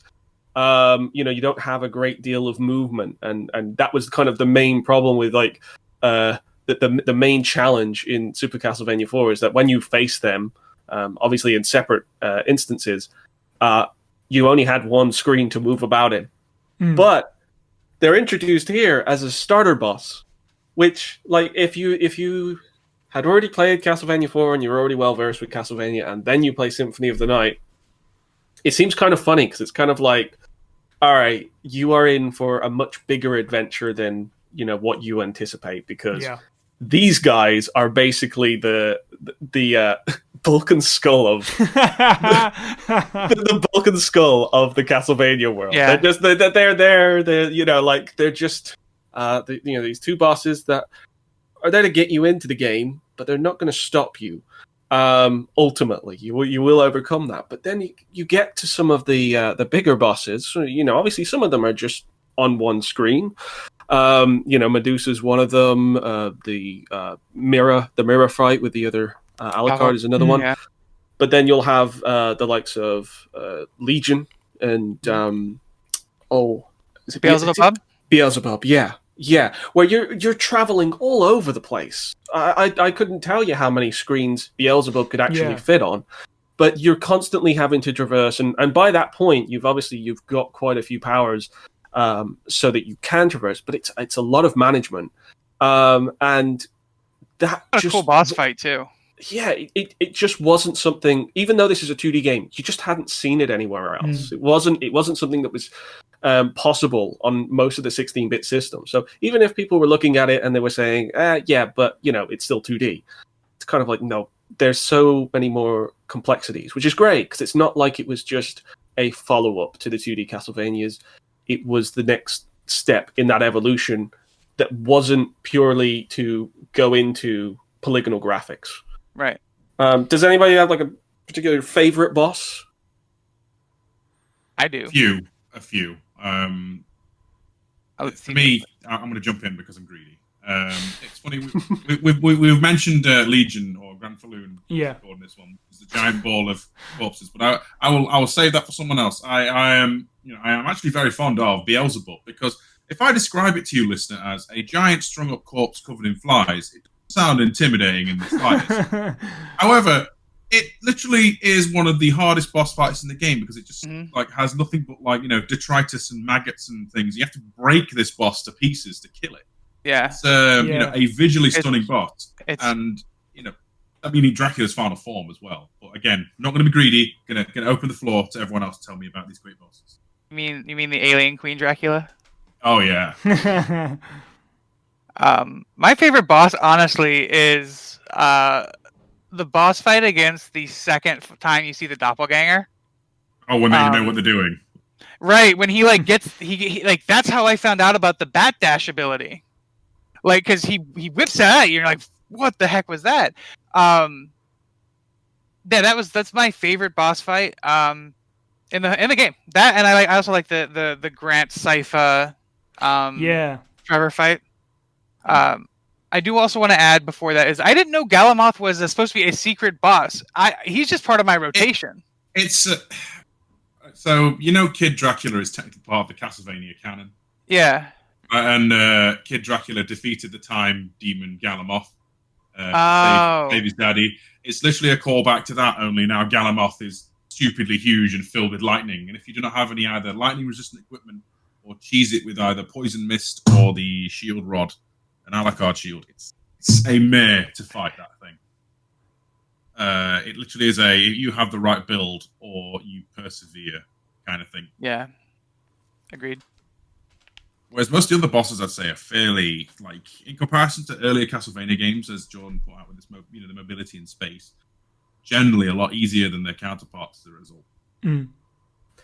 That, and you'll always typically have a save room nearby, and you can go through the first fight, sort of learning, basically the patterns and what kind of strength it has and what doesn't work and what does work, and eventually you can come back with the appropriate loadout. Yeah. So I am hugely passionate about this game, so I'm just going to put some things out there. What I love most about Symphony of the Night is, despite all these changes we've talked about, and this is sort of like a big brain moment. This is sort of clever thing I expect Sherwin to say. This feels most like a Castlevania sequel than anything else, because it does everything that Castlevania 1 did, but in its own way. So it has that stylishness, it looks amazing, the score is brilliant. And what I said about Castlevania 1 was very much on purpose, is that it was confident in what it was and what it wanted to be. And that is 100% true of Symphony of the Night. They knew what they wanted to make. They knew what the end result was meant to be in terms of longevity and replayability and stuff like that. Every game that came after Castlevania 1, and the word derivative sounds really like that. It's not quite what I meant, but sequels that were just sort of just trying new things on the formula, basically. But this is the huge jump. There is so much Castlevania 1 in this identity, not necessarily the way that it plays or anything like that, but its ideals is just what shook me when I played it. In the same way that when I played Castlevania 1 for the first time, I was just like, oh, this is like a moment. And it completely, they pulled it off. It's incredible. Fun fact is it is also a direct sequel to Rondo. It is, yeah. Which is obviously the beginning of the game is how Rondo ends, right?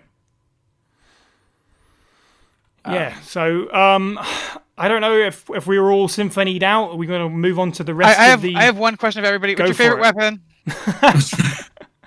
No, it's already been mentioned. The whirling dervish of having two of those blades is ridiculous. I wish I had my picture of my loadout right now. I'd be able to find it. Do you remember what the sword does? I'm not saying the best weapon. I'm what's your favorite weapon? Oh, for me, that's the Alucard sword. Yes. And I don't mean this as a joke. The Alucard sword, for the listeners' sake, it's basically a mock version of Alucard's weapon. It doesn't have its cool little hidden weapon skill where it can teleport, but it's got massive DPS. Mm.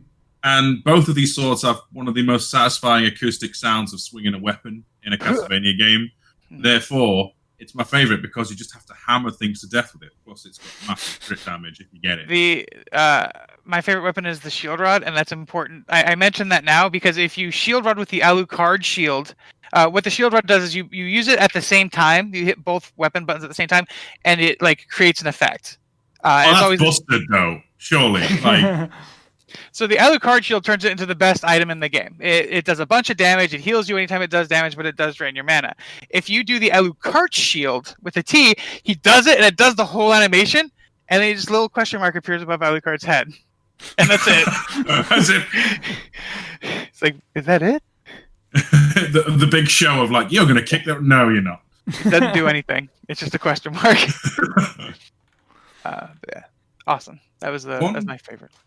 I think, if I remember memory serves, you can get something akin to it in the Saturn version of Symphony of the Night. But there is no whip weapon for Alucard, which is a shame. Yeah, that would have been. Pretty sure you get a whip sword, but don't quote me on it. It is, but it just goes out far and then snaps back. Like Soma's. Yeah. Should I talk about Nocturne in the Moonlight, or should we just go for it? Yeah, no. Yeah. All right. So the Saturn port for Symphony of the Night, which Koji Igarashi himself is not too fond of, and is considered it the inferior director's cut. Like, imagine that. Somewhat, if Resident Evil Remake was remade now, and people would go, "Nah, the original one's better." F off. It features a handful of new areas. I want to say it's like there's an extra like ominous garden place and some messed up prison. Yeah. And then the main takeaways I had from this are obviously you got a few new toys, a few new bosses, but you actually have to fight Maria for the gold ring in the same place you would fight Dracula in the inverted castle, and it's a full-on battle. Like she's got like Dragon Ball Z key blasts, even though she looks like Linkle from. I want to say, is it Hyrule Warriors? Hyrule Warriors, yeah. And then once you've done this and beaten the game, you get to play as her. And she's the most overpowered nightmare creature to ever grace Dracula's castle, in that she will literally just blast ray beams across the screen. When they re-released this game on the PSP, sadly, you played as Rondo of Blood Maria, where you just chuck birds out and animals and doves. You have never seen disappointment spread across a man's face more. Then when I went from being able to play as Key Blast Death Maria to then playing as like, I am one with the animals, Dr. Dolittle Maria. It's Snow White. Yeah. So if you're ever curious about Nocturne and the Moonlight, basically some new areas, some new tools, and an entire new character to play as. Not bad. Check it out. Fair enough. Fun. I liked it. Just one last thing. Did anybody have any particular favorite familiars? Sword familiar. The sword, yeah. I thought as much. Slash. So, Symphony of the Night was such a success that largely this is the direction that the series has gone from here. The next half a dozen main title games are these Metroidvania style games. So you had Circle of the Moon, Harmony of Dissonance, and Aria of Sorrow on GBA. Dawn of Sorrow followed that up with Portrait of Ruin and Order of Ecclesia. I think that's how you pronounce that on DS. I'm going to have to step back a little bit on this one because I've only played Circle of the Moon and a little bit of Aria of the Sorrow, so I don't really have that much experience with the Symphony sequels because it's still, for me, 3 years ago is not that long, so I haven't had time to sort of like dip into these. So I'm going to let go of the reins a little bit. All right. I'm completely unfamiliar with the Sorrow games. Okay. But everything else I'm familiar with. All right. So the Dawn of Sorrow and Aria of Sorrow and its follow-up Dawn of Sorrow were very cool. I'm gonna wrap Harmony of Dissonance into it as well because that was also very cool. It was the first time the series went back to using the multi-segmented sprites that they used in Symphony of the Night. Yeah. And then which I maintain, in my opinion, the Harmony of Dissonance, the Juice Belmont Game Boy Advance game might be the worst Igavania game. Some would argue that's Circle of the Moon. I've only got a little bit of experience with Harmony of Dissonance, and it reminded me a lot of Metroid Prime 2. Right. Because there's I think is it 2 or 3 interpretations of the castle you have to walk between. Right. Interesting. I will say I don't like Circle of the Moon, and I will say that the one thing I maintain is that Circle of the Moon at least did something new and interesting with the card mechanic. Yes. And I like that. So it's for the card mechanic alone that I put Circle of the Moon above Harmony Dissonance. Okay. Were you just basically going over the various like iterations and modifications of the formula? I guess so, yeah. Because I don't know because I played a bit of Aria and the sure. The gameplay in that felt very Circle of the Moon to me in the way that you would attach the souls and get different abilities and stuff, and that's very similar to the card mechanic as far as I remember. Yeah. So the main takeaway from Aria is that it's got a shop that's a bit more viable. You've got all the soul. Every single enemy, I think, in the game has a unique soul with some kind of trait you can attach to Soma. And then they reiterate this again in its sequel, Dawn of Sorrow, but you've got like these touchscreen glyphs you have to perform to defeat bosses in certain places. And you have to draw it with the DS stylus. However, Dawn of Sorrow has one of the best callbacks to Castlevania 3 before we got Bloodstained Curse of the Moon. In that, if you get the quote-unquote bad ending, spoilers, Soma becomes Dracula. Full wholesale Dracula. You have to kill him as Alucard, Yoko Bernardus, and Julius. Trevor. No, it is Julius. You're right. My bad. Yeah, and That's cool. It's time. You don't start with like the full package. You have to go find like Yoko and Alucard knocking around the castle. That's awesome. Yeah. And he plays just like Alucard. He's got the Alucard sword and loved it. Yeah, it's a pretty solid time. The next one on the docket then would be Portrait of Ruin, which is my personal favorite. This one is almost like the jack of all trades. You don't get the soul system, but you have like a mountain of weapons. You play as Jonathan Morris, which is the son of John Morris from Mega Drive game Bloodlines, and his sidekick mage Charlotte Owlin, who I believe is related to the Bernardus family. Sorry, random lore dumps aside. Basically, you play as one brutish, vampire hunter dude and his mage sidekick, and you can swap between them or use them both at the same time. In reference to like the item crushes that Richter can do, you can now do dual attacks between the pair of them, which can vary widely from like lightning beams across the screen to throwing 1,000 knives a second in a designated direction. Pretty solid. The main thing for Portrait, though, is the fact that not only do you have to explore the castle, you jump into various portraits around it, which go into like almost like themed levels, like an old school Castlevania, which can be set on Battlefield and. Yeah, not as crazy as it sounds. Yeah, that's actually pretty cool. Jump into these mini worlds, and they're like, there's one themed on Victorian London, there's one based on a mansion, one based on ancient Egypt. I want to say a mad circus. There's the village, the quintessential European village. Yeah, and then there's remixed versions of all of these, and then you fight one hell of a tag team Dracula and Death combo at the end. It's wild. I'm not the best at sales pitching these things, but Portrait of Ruin is perhaps my favorite because of the sheer amount of weapons. And again, like Symphony, there's a lot of malleability in how you approach it. You can do a Charlotte only run or a Jonathan only run, and then obviously they have various tools, weapons, sub-weapons at their disposal. They can level up and grind if they want to. Next up would be Order of Ecclesia.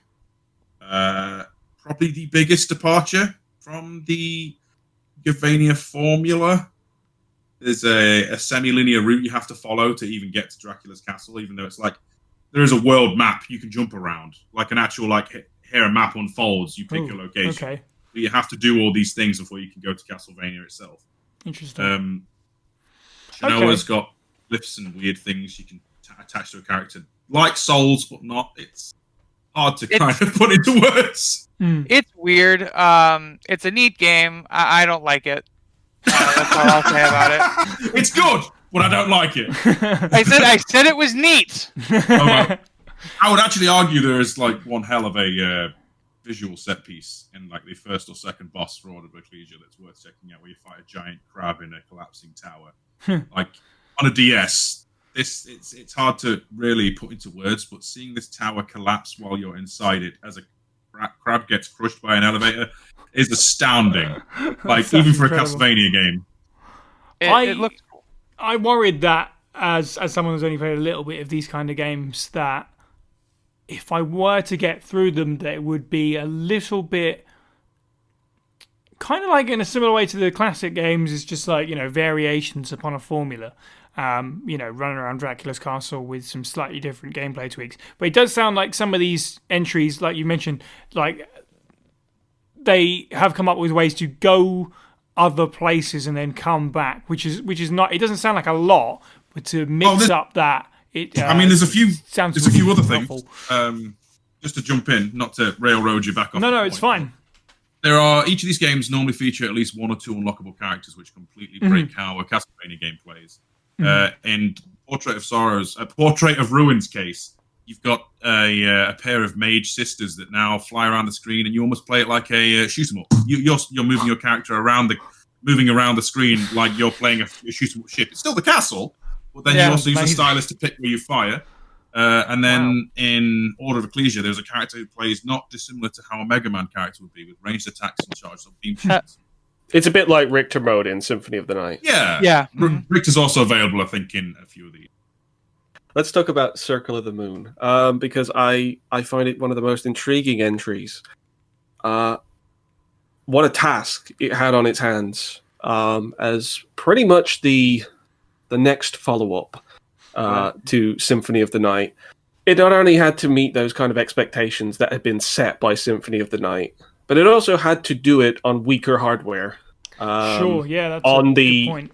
On the successor system to the Game Boy, which last finished with Legends, which, obviously at the time was not seen as the way forward for Castlevania games. So when you go into Circle of the Moon, there's no other way to put it. It is not as fluid as Symphony of the Night. It's actually really stunted as far as movement is concerned. The visuals seem to have been designed without any knowledge of what the Game Boy Advance was actually going to be when it first came out. No backlight, no front light. There's absolutely nothing to actually light up the screen. And so to have a very dark game on this little 2.5, 3-inch screen wasn't very good as an experience for most people playing it when it kind of came out around the time that the system launched. That said, I think it's fairly ambitious in what it did. I think the card system, it was the first Castlevania game to obviously follow Symphony of the Night and then sort of carve out its own niche by having a type of a sort of a subsystem to aid in the combat. And the card system is very good. It's fun. Right. To actually farm for the drops is great, and you can obviously come up with all kinds of different styles for your whip, and it's a great strategy. It's a weird one just because I did enjoy Circle of the Moon, but I felt like I had to take a long time to kind of get used to it because it feels as stunted in movement and combat as the old classic Vanias. Yeah. But you're in a world and levels that are purely based upon Egavanias and everything that follows Symphony of the Night. But it definitely stands out as the black sheep of the Ega family in that kind of manner, because it was a little bit sort of half-baked. It probably could have used an extra year in development, by which point you might have even had the Game Boy Advance SP out, and it may not have had to actually change its visuals that much. But that said, of the 4 games that I have played from this particular sort of generation, bridging across from Game Boy Advance to DS, it's up there. It's hard because there's a lot of great games in this period of time, but I still think people should give it a chance. Yeah, I will echo that. The thoughts on Circle of the Moon, though, by the way, just quickly, because sure. As a sequel to Symphony, it's a tough act to follow, but it's a solid experience. It's not Symphony of the Night good, and it was never going to be, but it does a decent enough job in its own right. And obviously, I can't compare it to what came next, and the lessons that the team would have learnt making this GBA kind of version of that style of game that then they would have applied to the sequels. But yeah, as a follow-up to Symphony, it's pretty solid. That I can at least say that much. Absolutely, there's still an experience there, and again, on a Game Boy Advance, this is basically a souped-up Super Nintendo. It's not necessarily the most complex. There isn't that much advancement, even if the name suggests. But obviously, it's interesting to kind of see what happens with the designs and how they splinter out, because Symphony of the Night, great game. I think we've made that point quite strongly. But the fact of the matter was, the the fan base was very happy to play Symphony of the Night style games for a long time, and Konami were happy to provide them. And so they had to kind of find a way of kind of diverging the games without necessarily each of the games trotting on each other's toes. I think they did a really good job of that. But those first two Game Boy Advance games do kind of wrestle with the identity of where exactly they're going. And it almost feels like, even with my own limited knowledge, I do know how critically well received, and it is a fan favorite, Aria of Sorrow is. Those two games had to kind of wrestle with the notion of, what Castlevania can be on the Game Boy Advance and what it's actually capable of. And also what people want. So, Circle of the Moon may not have been to everybody's taste, so they kind of bring it back more to something more traditional with Harmony of Dissonance that is the closest to a Symphony of the Night, I would say. Yeah. And then obviously you have Aria of Sorrow, which is fledging into its own thing altogether. It's kind of the reason why I have not played Aria of Sorrow, Dawn of Sorrow yet, because they are effectively their own little sub-series, and I know that playing one, I need to find the time to go play the next. So I just have not I have not ventured into those yet. But I played Portrait of Ruin. I'm on the last boss of Portrait of Ruin. So I know pretty much everything about that game, minus the final bosses and some of the extras and the lockables. As everyone else has said, it's a great game for the variety it brings. It really kind of lets its hair down. I mean, I think Castlevania games as a whole just are quite happy to, be crazy with the variety and just, let a castle be whatever you want it to be. But the fact that you've got so many different varied locations, and it's all just linked through these paintings. It's something about the Castlevania series at this point where it's just kind of like, you know what? We just know you enjoy playing these games and being in these worlds.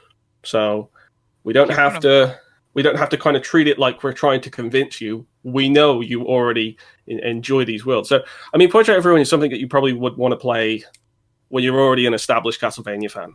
Right. When you just want to have it where it's like, okay, I want to play Castlevania where there's a tag team, and you can go to ancient Egypt if you want, and you can fight all of these different, enemies that some of which you've never seen in any of the other games. Although it has a massive enemy list from what I recall. Huge. But Order of the Ecclesia is, I think it's a high note. If there was going to be an Igavania era that sort of has a conclusion with Konami, and they never make another one like that, then I would say that Order of Ecclesia is a really good high note. Yeah, I consider it up there as one of my favorites. But it's hard because this particular era, I think it's hard to necessarily see if any of these games are progressing above each other. I would say Aria, Dawn, Portrait, Order of Ecclesia, all of those offer something different. And so they all kind of feel like they're on level. If you were to say any of those are your favorite, it's completely valid. Makes perfect sense. So it's really interesting because that's a really strong period of time. If you were like playing Castlevania games in the early 2000s to, the mid to late 2000s, it's fantastic period of time for those games, and they still stand up, but it is a crime that they are not available as widely as they should be. Sure, yeah, completely. For they many were completely people, omitted from the Castlevania collections, weren't they?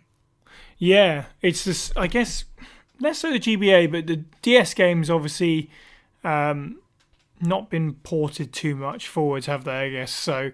But for many people, I think they think of Castlevania as a series on a handheld system, because of these run of games, which I can completely understand. As you said there, the sort of run of quality as well. It found its second sort of home, its second life on the GBA and the DS with this, and you're totally right, because when I had finished Circle of the Moon, I was like, oh, okay, I could play Harmony next, or I could sort of dip in wherever, and maybe and unfortunately it didn't really work out, but my plan was to play at least one more before the podcast, but unfortunately life gets in the way. And when I asked people, which one ideally do I play before we talk about this sort of Metroidvania style, I just got so many different answers. So yeah, like you can come at any of them and enjoy any of them for similar and different reasons, that they're maybe with the exception of Circle of the Moon, because of what, there's some struggles that it may have had following up Symphony of the Night. And if you play it on release, like you say, on the original screen, you're not going to have that problem now with emulation and the GBASP. But yeah, I could see why it would be visually a bit of a problem. But yeah, there isn't a big stinker in this lot. Okay, so whilst all this was going on, though, of course, all these new fans being introduced to Castlevania via these fantastic games on handheld consoles, there were some entries that we've sort of skipped over on home console releases. You got a few 3D games for the N64. Tragic N64 games, in fact. There's a couple for the PlayStation 2.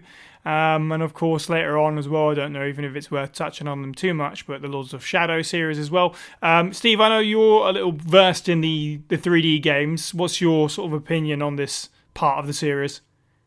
I feel like we're doing a slight disservice, but Lament of Innocence is an okay, and I say this in the lightest terms, an okay Castlevania tries to rip off Devil May Cry game. Wrapped as an origin story. It's adequate, all right? And the same. Sorry, Berger, go on, man. I was gonna say I would agree with Steve in that it is a perfectly okay video game. if the other games excel, like even Dracula Bloody X, like this is still a 5. It's all right. Thanks, Mum. Cheers for Christmas present and all that.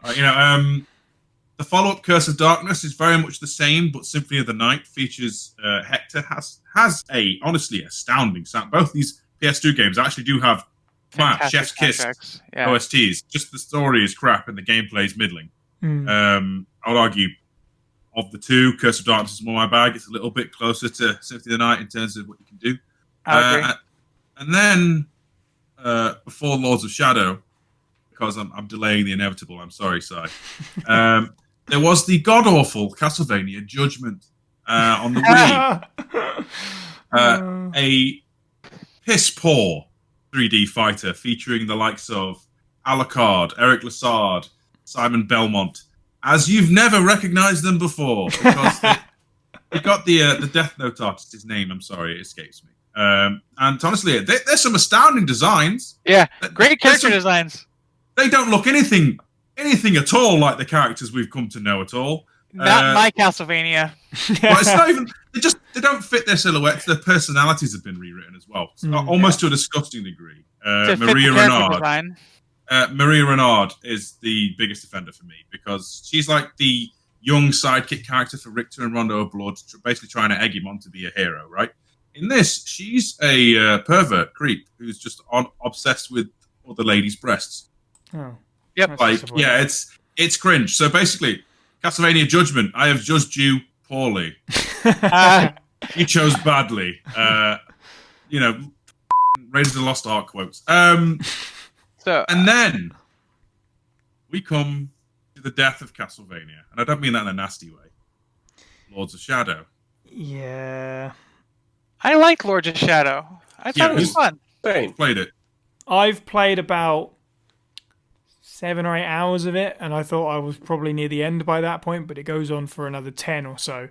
And out of about 7 of those 7 hours, at no point did I feel like I was playing Castlevania, unfortunately. I mean, they're fine. They're just an amalgamation. I mean, I've only played the first one, but I imagine they're all quite similar. It just felt like a bunch of other video games that were successful, all pushed onto one disc. Like, there's a bunch of Shadow of the Colossus in there, and a God of War, massively God of War. Just, it's a real shame. If Beige was a video game. Yeah, it really is. Yeah, it really visually is. Stunning Beige, right? It was very pretty. Sure. Not to throw it under the bus completely, visually stunning, but Lords of Shadow is the reason why people go on about how great PT is, right? As a brilliant game that was never germinated by Hideo Kojima. Because Hideo Kojima's name is on Lords of Shadow, I will forever be slightly skeptical of, would PT have been that good? Yeah, that's a fair point. That's a fair point. I don't think that they're good Castlevania games. I had a lot of fun. I mean, the combat feels great from what I remember. So yeah, you know, it's not a bad game. It just, I don't know, it lacked the personality for me. Yeah, it's not Castlevania. Which game started the trope where you find a big beast, you subdue it a bit, and then you get to control it in this really malaise-like fashion where it flails its arms around? That was Shadow of the Colossus. Yeah. Because Jesus Christ, man! Every time it happened in this game, not to go off on a tangent. Every time I won this game, I felt like I wanted to pull my eyeballs out. It was that dreary. Give me back Dante's flipping a last door and a shotgun, man. I want some fun in these action sequences. This is crap. I like that. So let's talk real quick. We didn't mention the 64 Castlevanias. Yeah, there's a reason for that. Come on, let's play devil's advocate here a little bit. The one thing they had going for them is I don't feel like they also weren't Castlevania games. They really did try in terms of building a story and giving it a cool storyline. They did some fun stuff. Especially the second one. The first one you can completely ignore, but the second one, I think it was called Curse of Darkness. I think so, yeah. Jordan wants to give Lords of Shadow some credit. Yeah, I just want to mention they're not awful. You play the second one, you get to play as a werewolf. You did transform from a person into a werewolf, and that's really cool. But yeah, back to Jordan for Lords of Shadow. I see that I am in the extreme minority here with regards to Lords of Shadow. Look, I'm not going to say that they're great games. I beat 2 out of 3 of the trilogy. Look, my biggest fear from Lords of Shadow, the Lords of Shadow era, was that people were going to look at it as sort of the thing that killed off Castlevania, and I don't believe it is. Konami are behind that. Yeah, principally. Well, this is true. Yeah. The fact of the matter is, from the beginning, ever since it was sort of first established that it was going to be a trilogy, I was immediately cool with it. A lot of people didn't like it because they were just kind of like, first of all, what is this? This is taking resources away from, making another Igavania. We're not gonna see Julius Belmont, the 1999 storyline, all that kind of stuff. People were really torturing themselves, and they were looking for something to blame. And Lords of Shadow ended up being a really kind of good scapegoat for that. I mean, as far as like Hideo Kojima's involvement, I think it was very minimal. It was just the fact that he saw the actual sort of project when it was sort of in a prototype format, and he liked it so much that he kind of used his name to kind of gain some influence at Konami and say, make this, like, it's got promise. And to be fair, it did. Like, it's a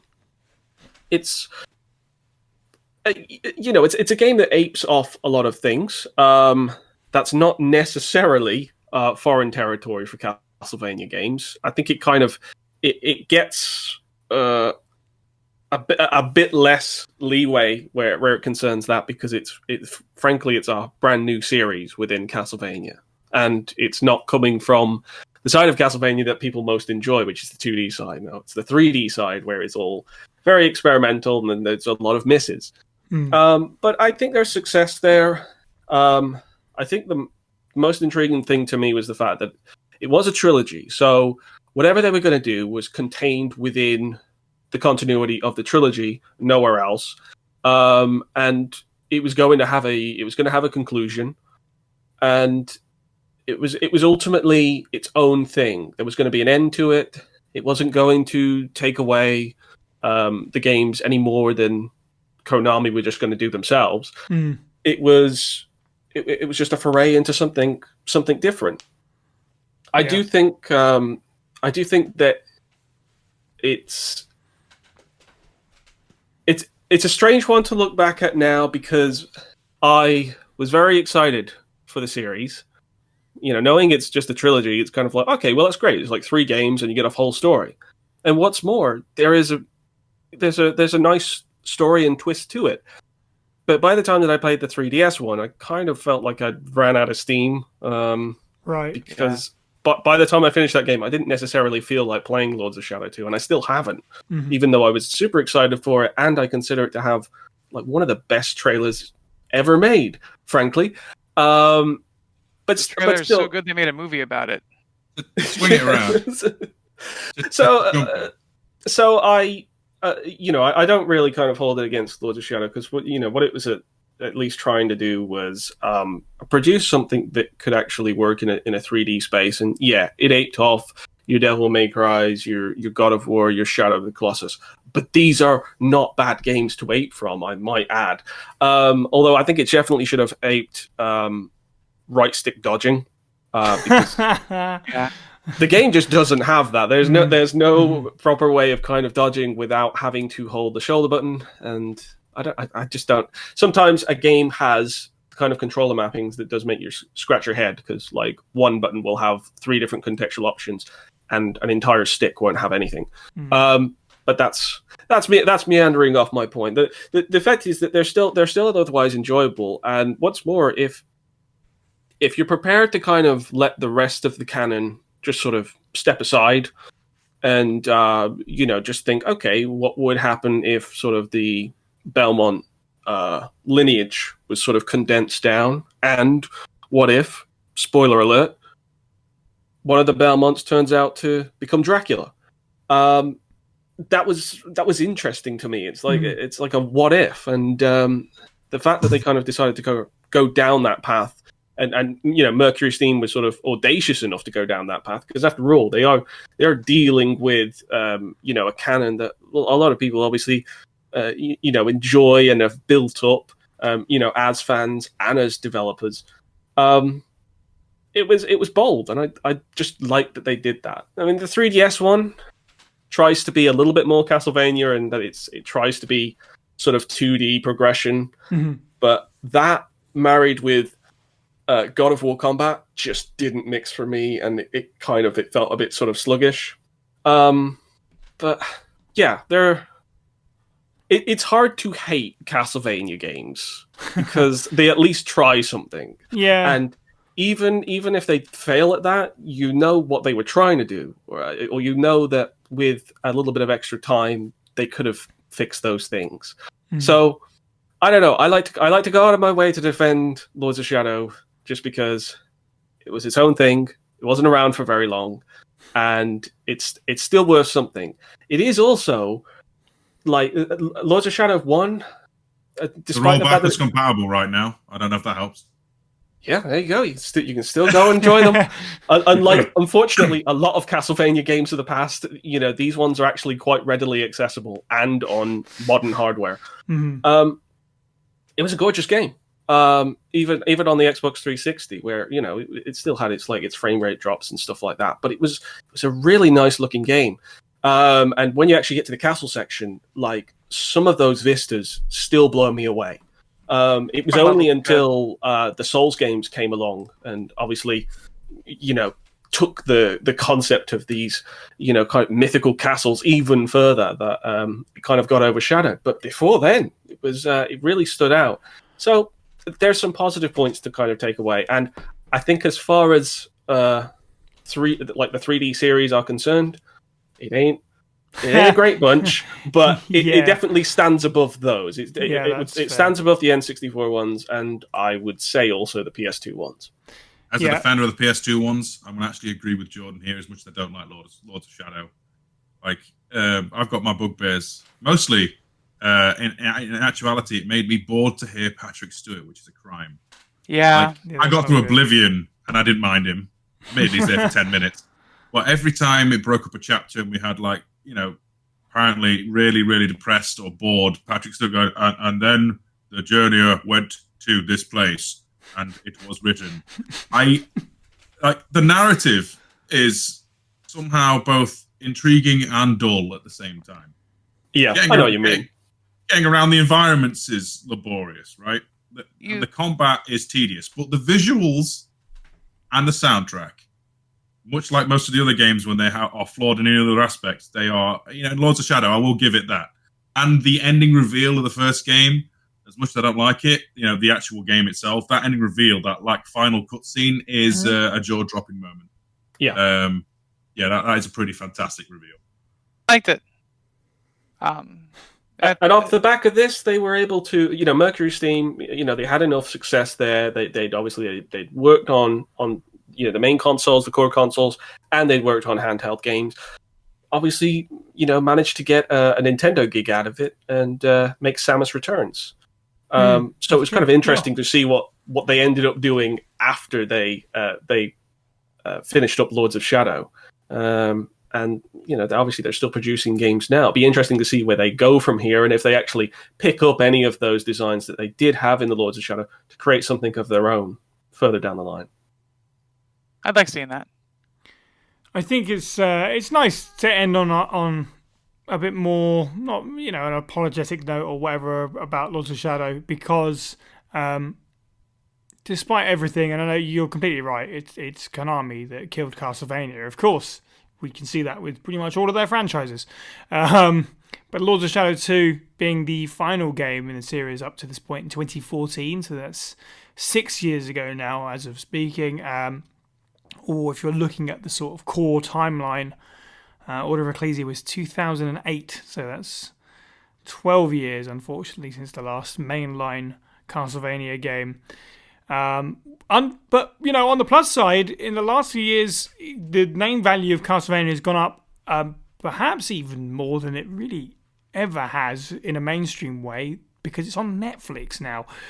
We've gone quite long with this episode, so we may have to save the Netflix adaptation talk for another day.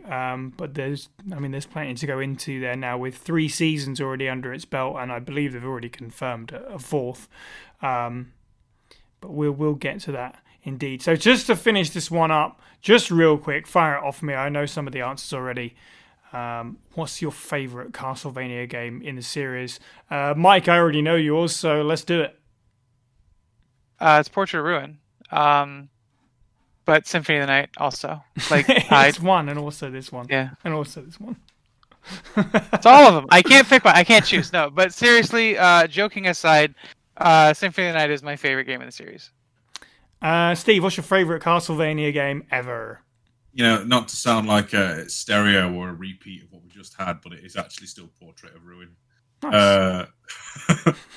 That's cool, though. I mean, that makes me even more intrigued to try that one out. Jordan, favourite Castlevania? Man, that's tough. I'm gonna say one, and it'll be something different tomorrow. But you know what? I'm gonna say Super Castlevania 4. Nice. Just because I think as an experience, it is one of the best ways to get into the series. It is a fantastically sort of directed game as an experience, as a challenge, as a game as a whole, and as a Castlevania. It's solid. And it still stands out as its own thing, really. Even though it's a remake, even though it never had a real continuation of some of the mechanics that were at its core, it's still... You can go play it on the Castlevania collection now, like on the Switch or something like that. It still stands up, and it's excellent. Nice, good choices. Simon's Team plays. Every time Simon's Team plays, you get chills. Right. I want to change my answer already. That's how good that game is. I'm really glad.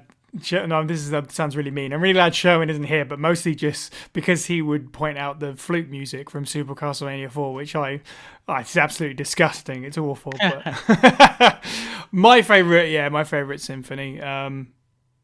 I don't tend to do lists of favorite games ever, but I finally nailed it down last year, and Symphony of the Night was in the top 10, and it's the only Castlevania game in the top 10 of my favorite games ever, so it's got to be that. Well, nothing else remains for me but to thank our contributors and our Patreons once again. Support the show for as little as $1 a month to help us create more bonus content like this one over at patreon.com/FASprayPod. You can also join our Discord server where you can discuss Resident Evil and Castlevania and other stuff with us and other fans, and listen to the main show live as it's being recorded. The link to the server is in the description of this podcast and also on our social media profiles. You can follow us on Twitter at FA Spray Pod, on Instagram at FA Spray Pod, and on Facebook at facebook.com/FA Spray Pod. You can find the podcast on YouTube, Stitcher, Spotify, and iTunes. And if you enjoyed the show, then please do leave us an iTunes review if you can. It helps spread the word. Thank you to the panel. You can follow all of the Pueblo people individually. I am at Cyniac_123. Steve is at FB Steve Was Taken. Jordan is at CerealBox64. And Mike is at It's Burger Time. And finally, thank you for listening and have a good week.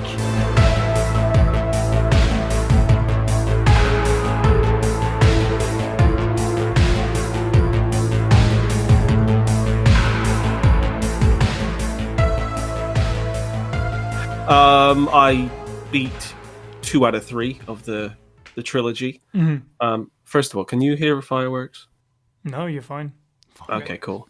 I've got fireworks going on, and okay. not me, obviously. That would be very irresponsible of me to do that during a podcast. Wait, but anyway. Castlevania!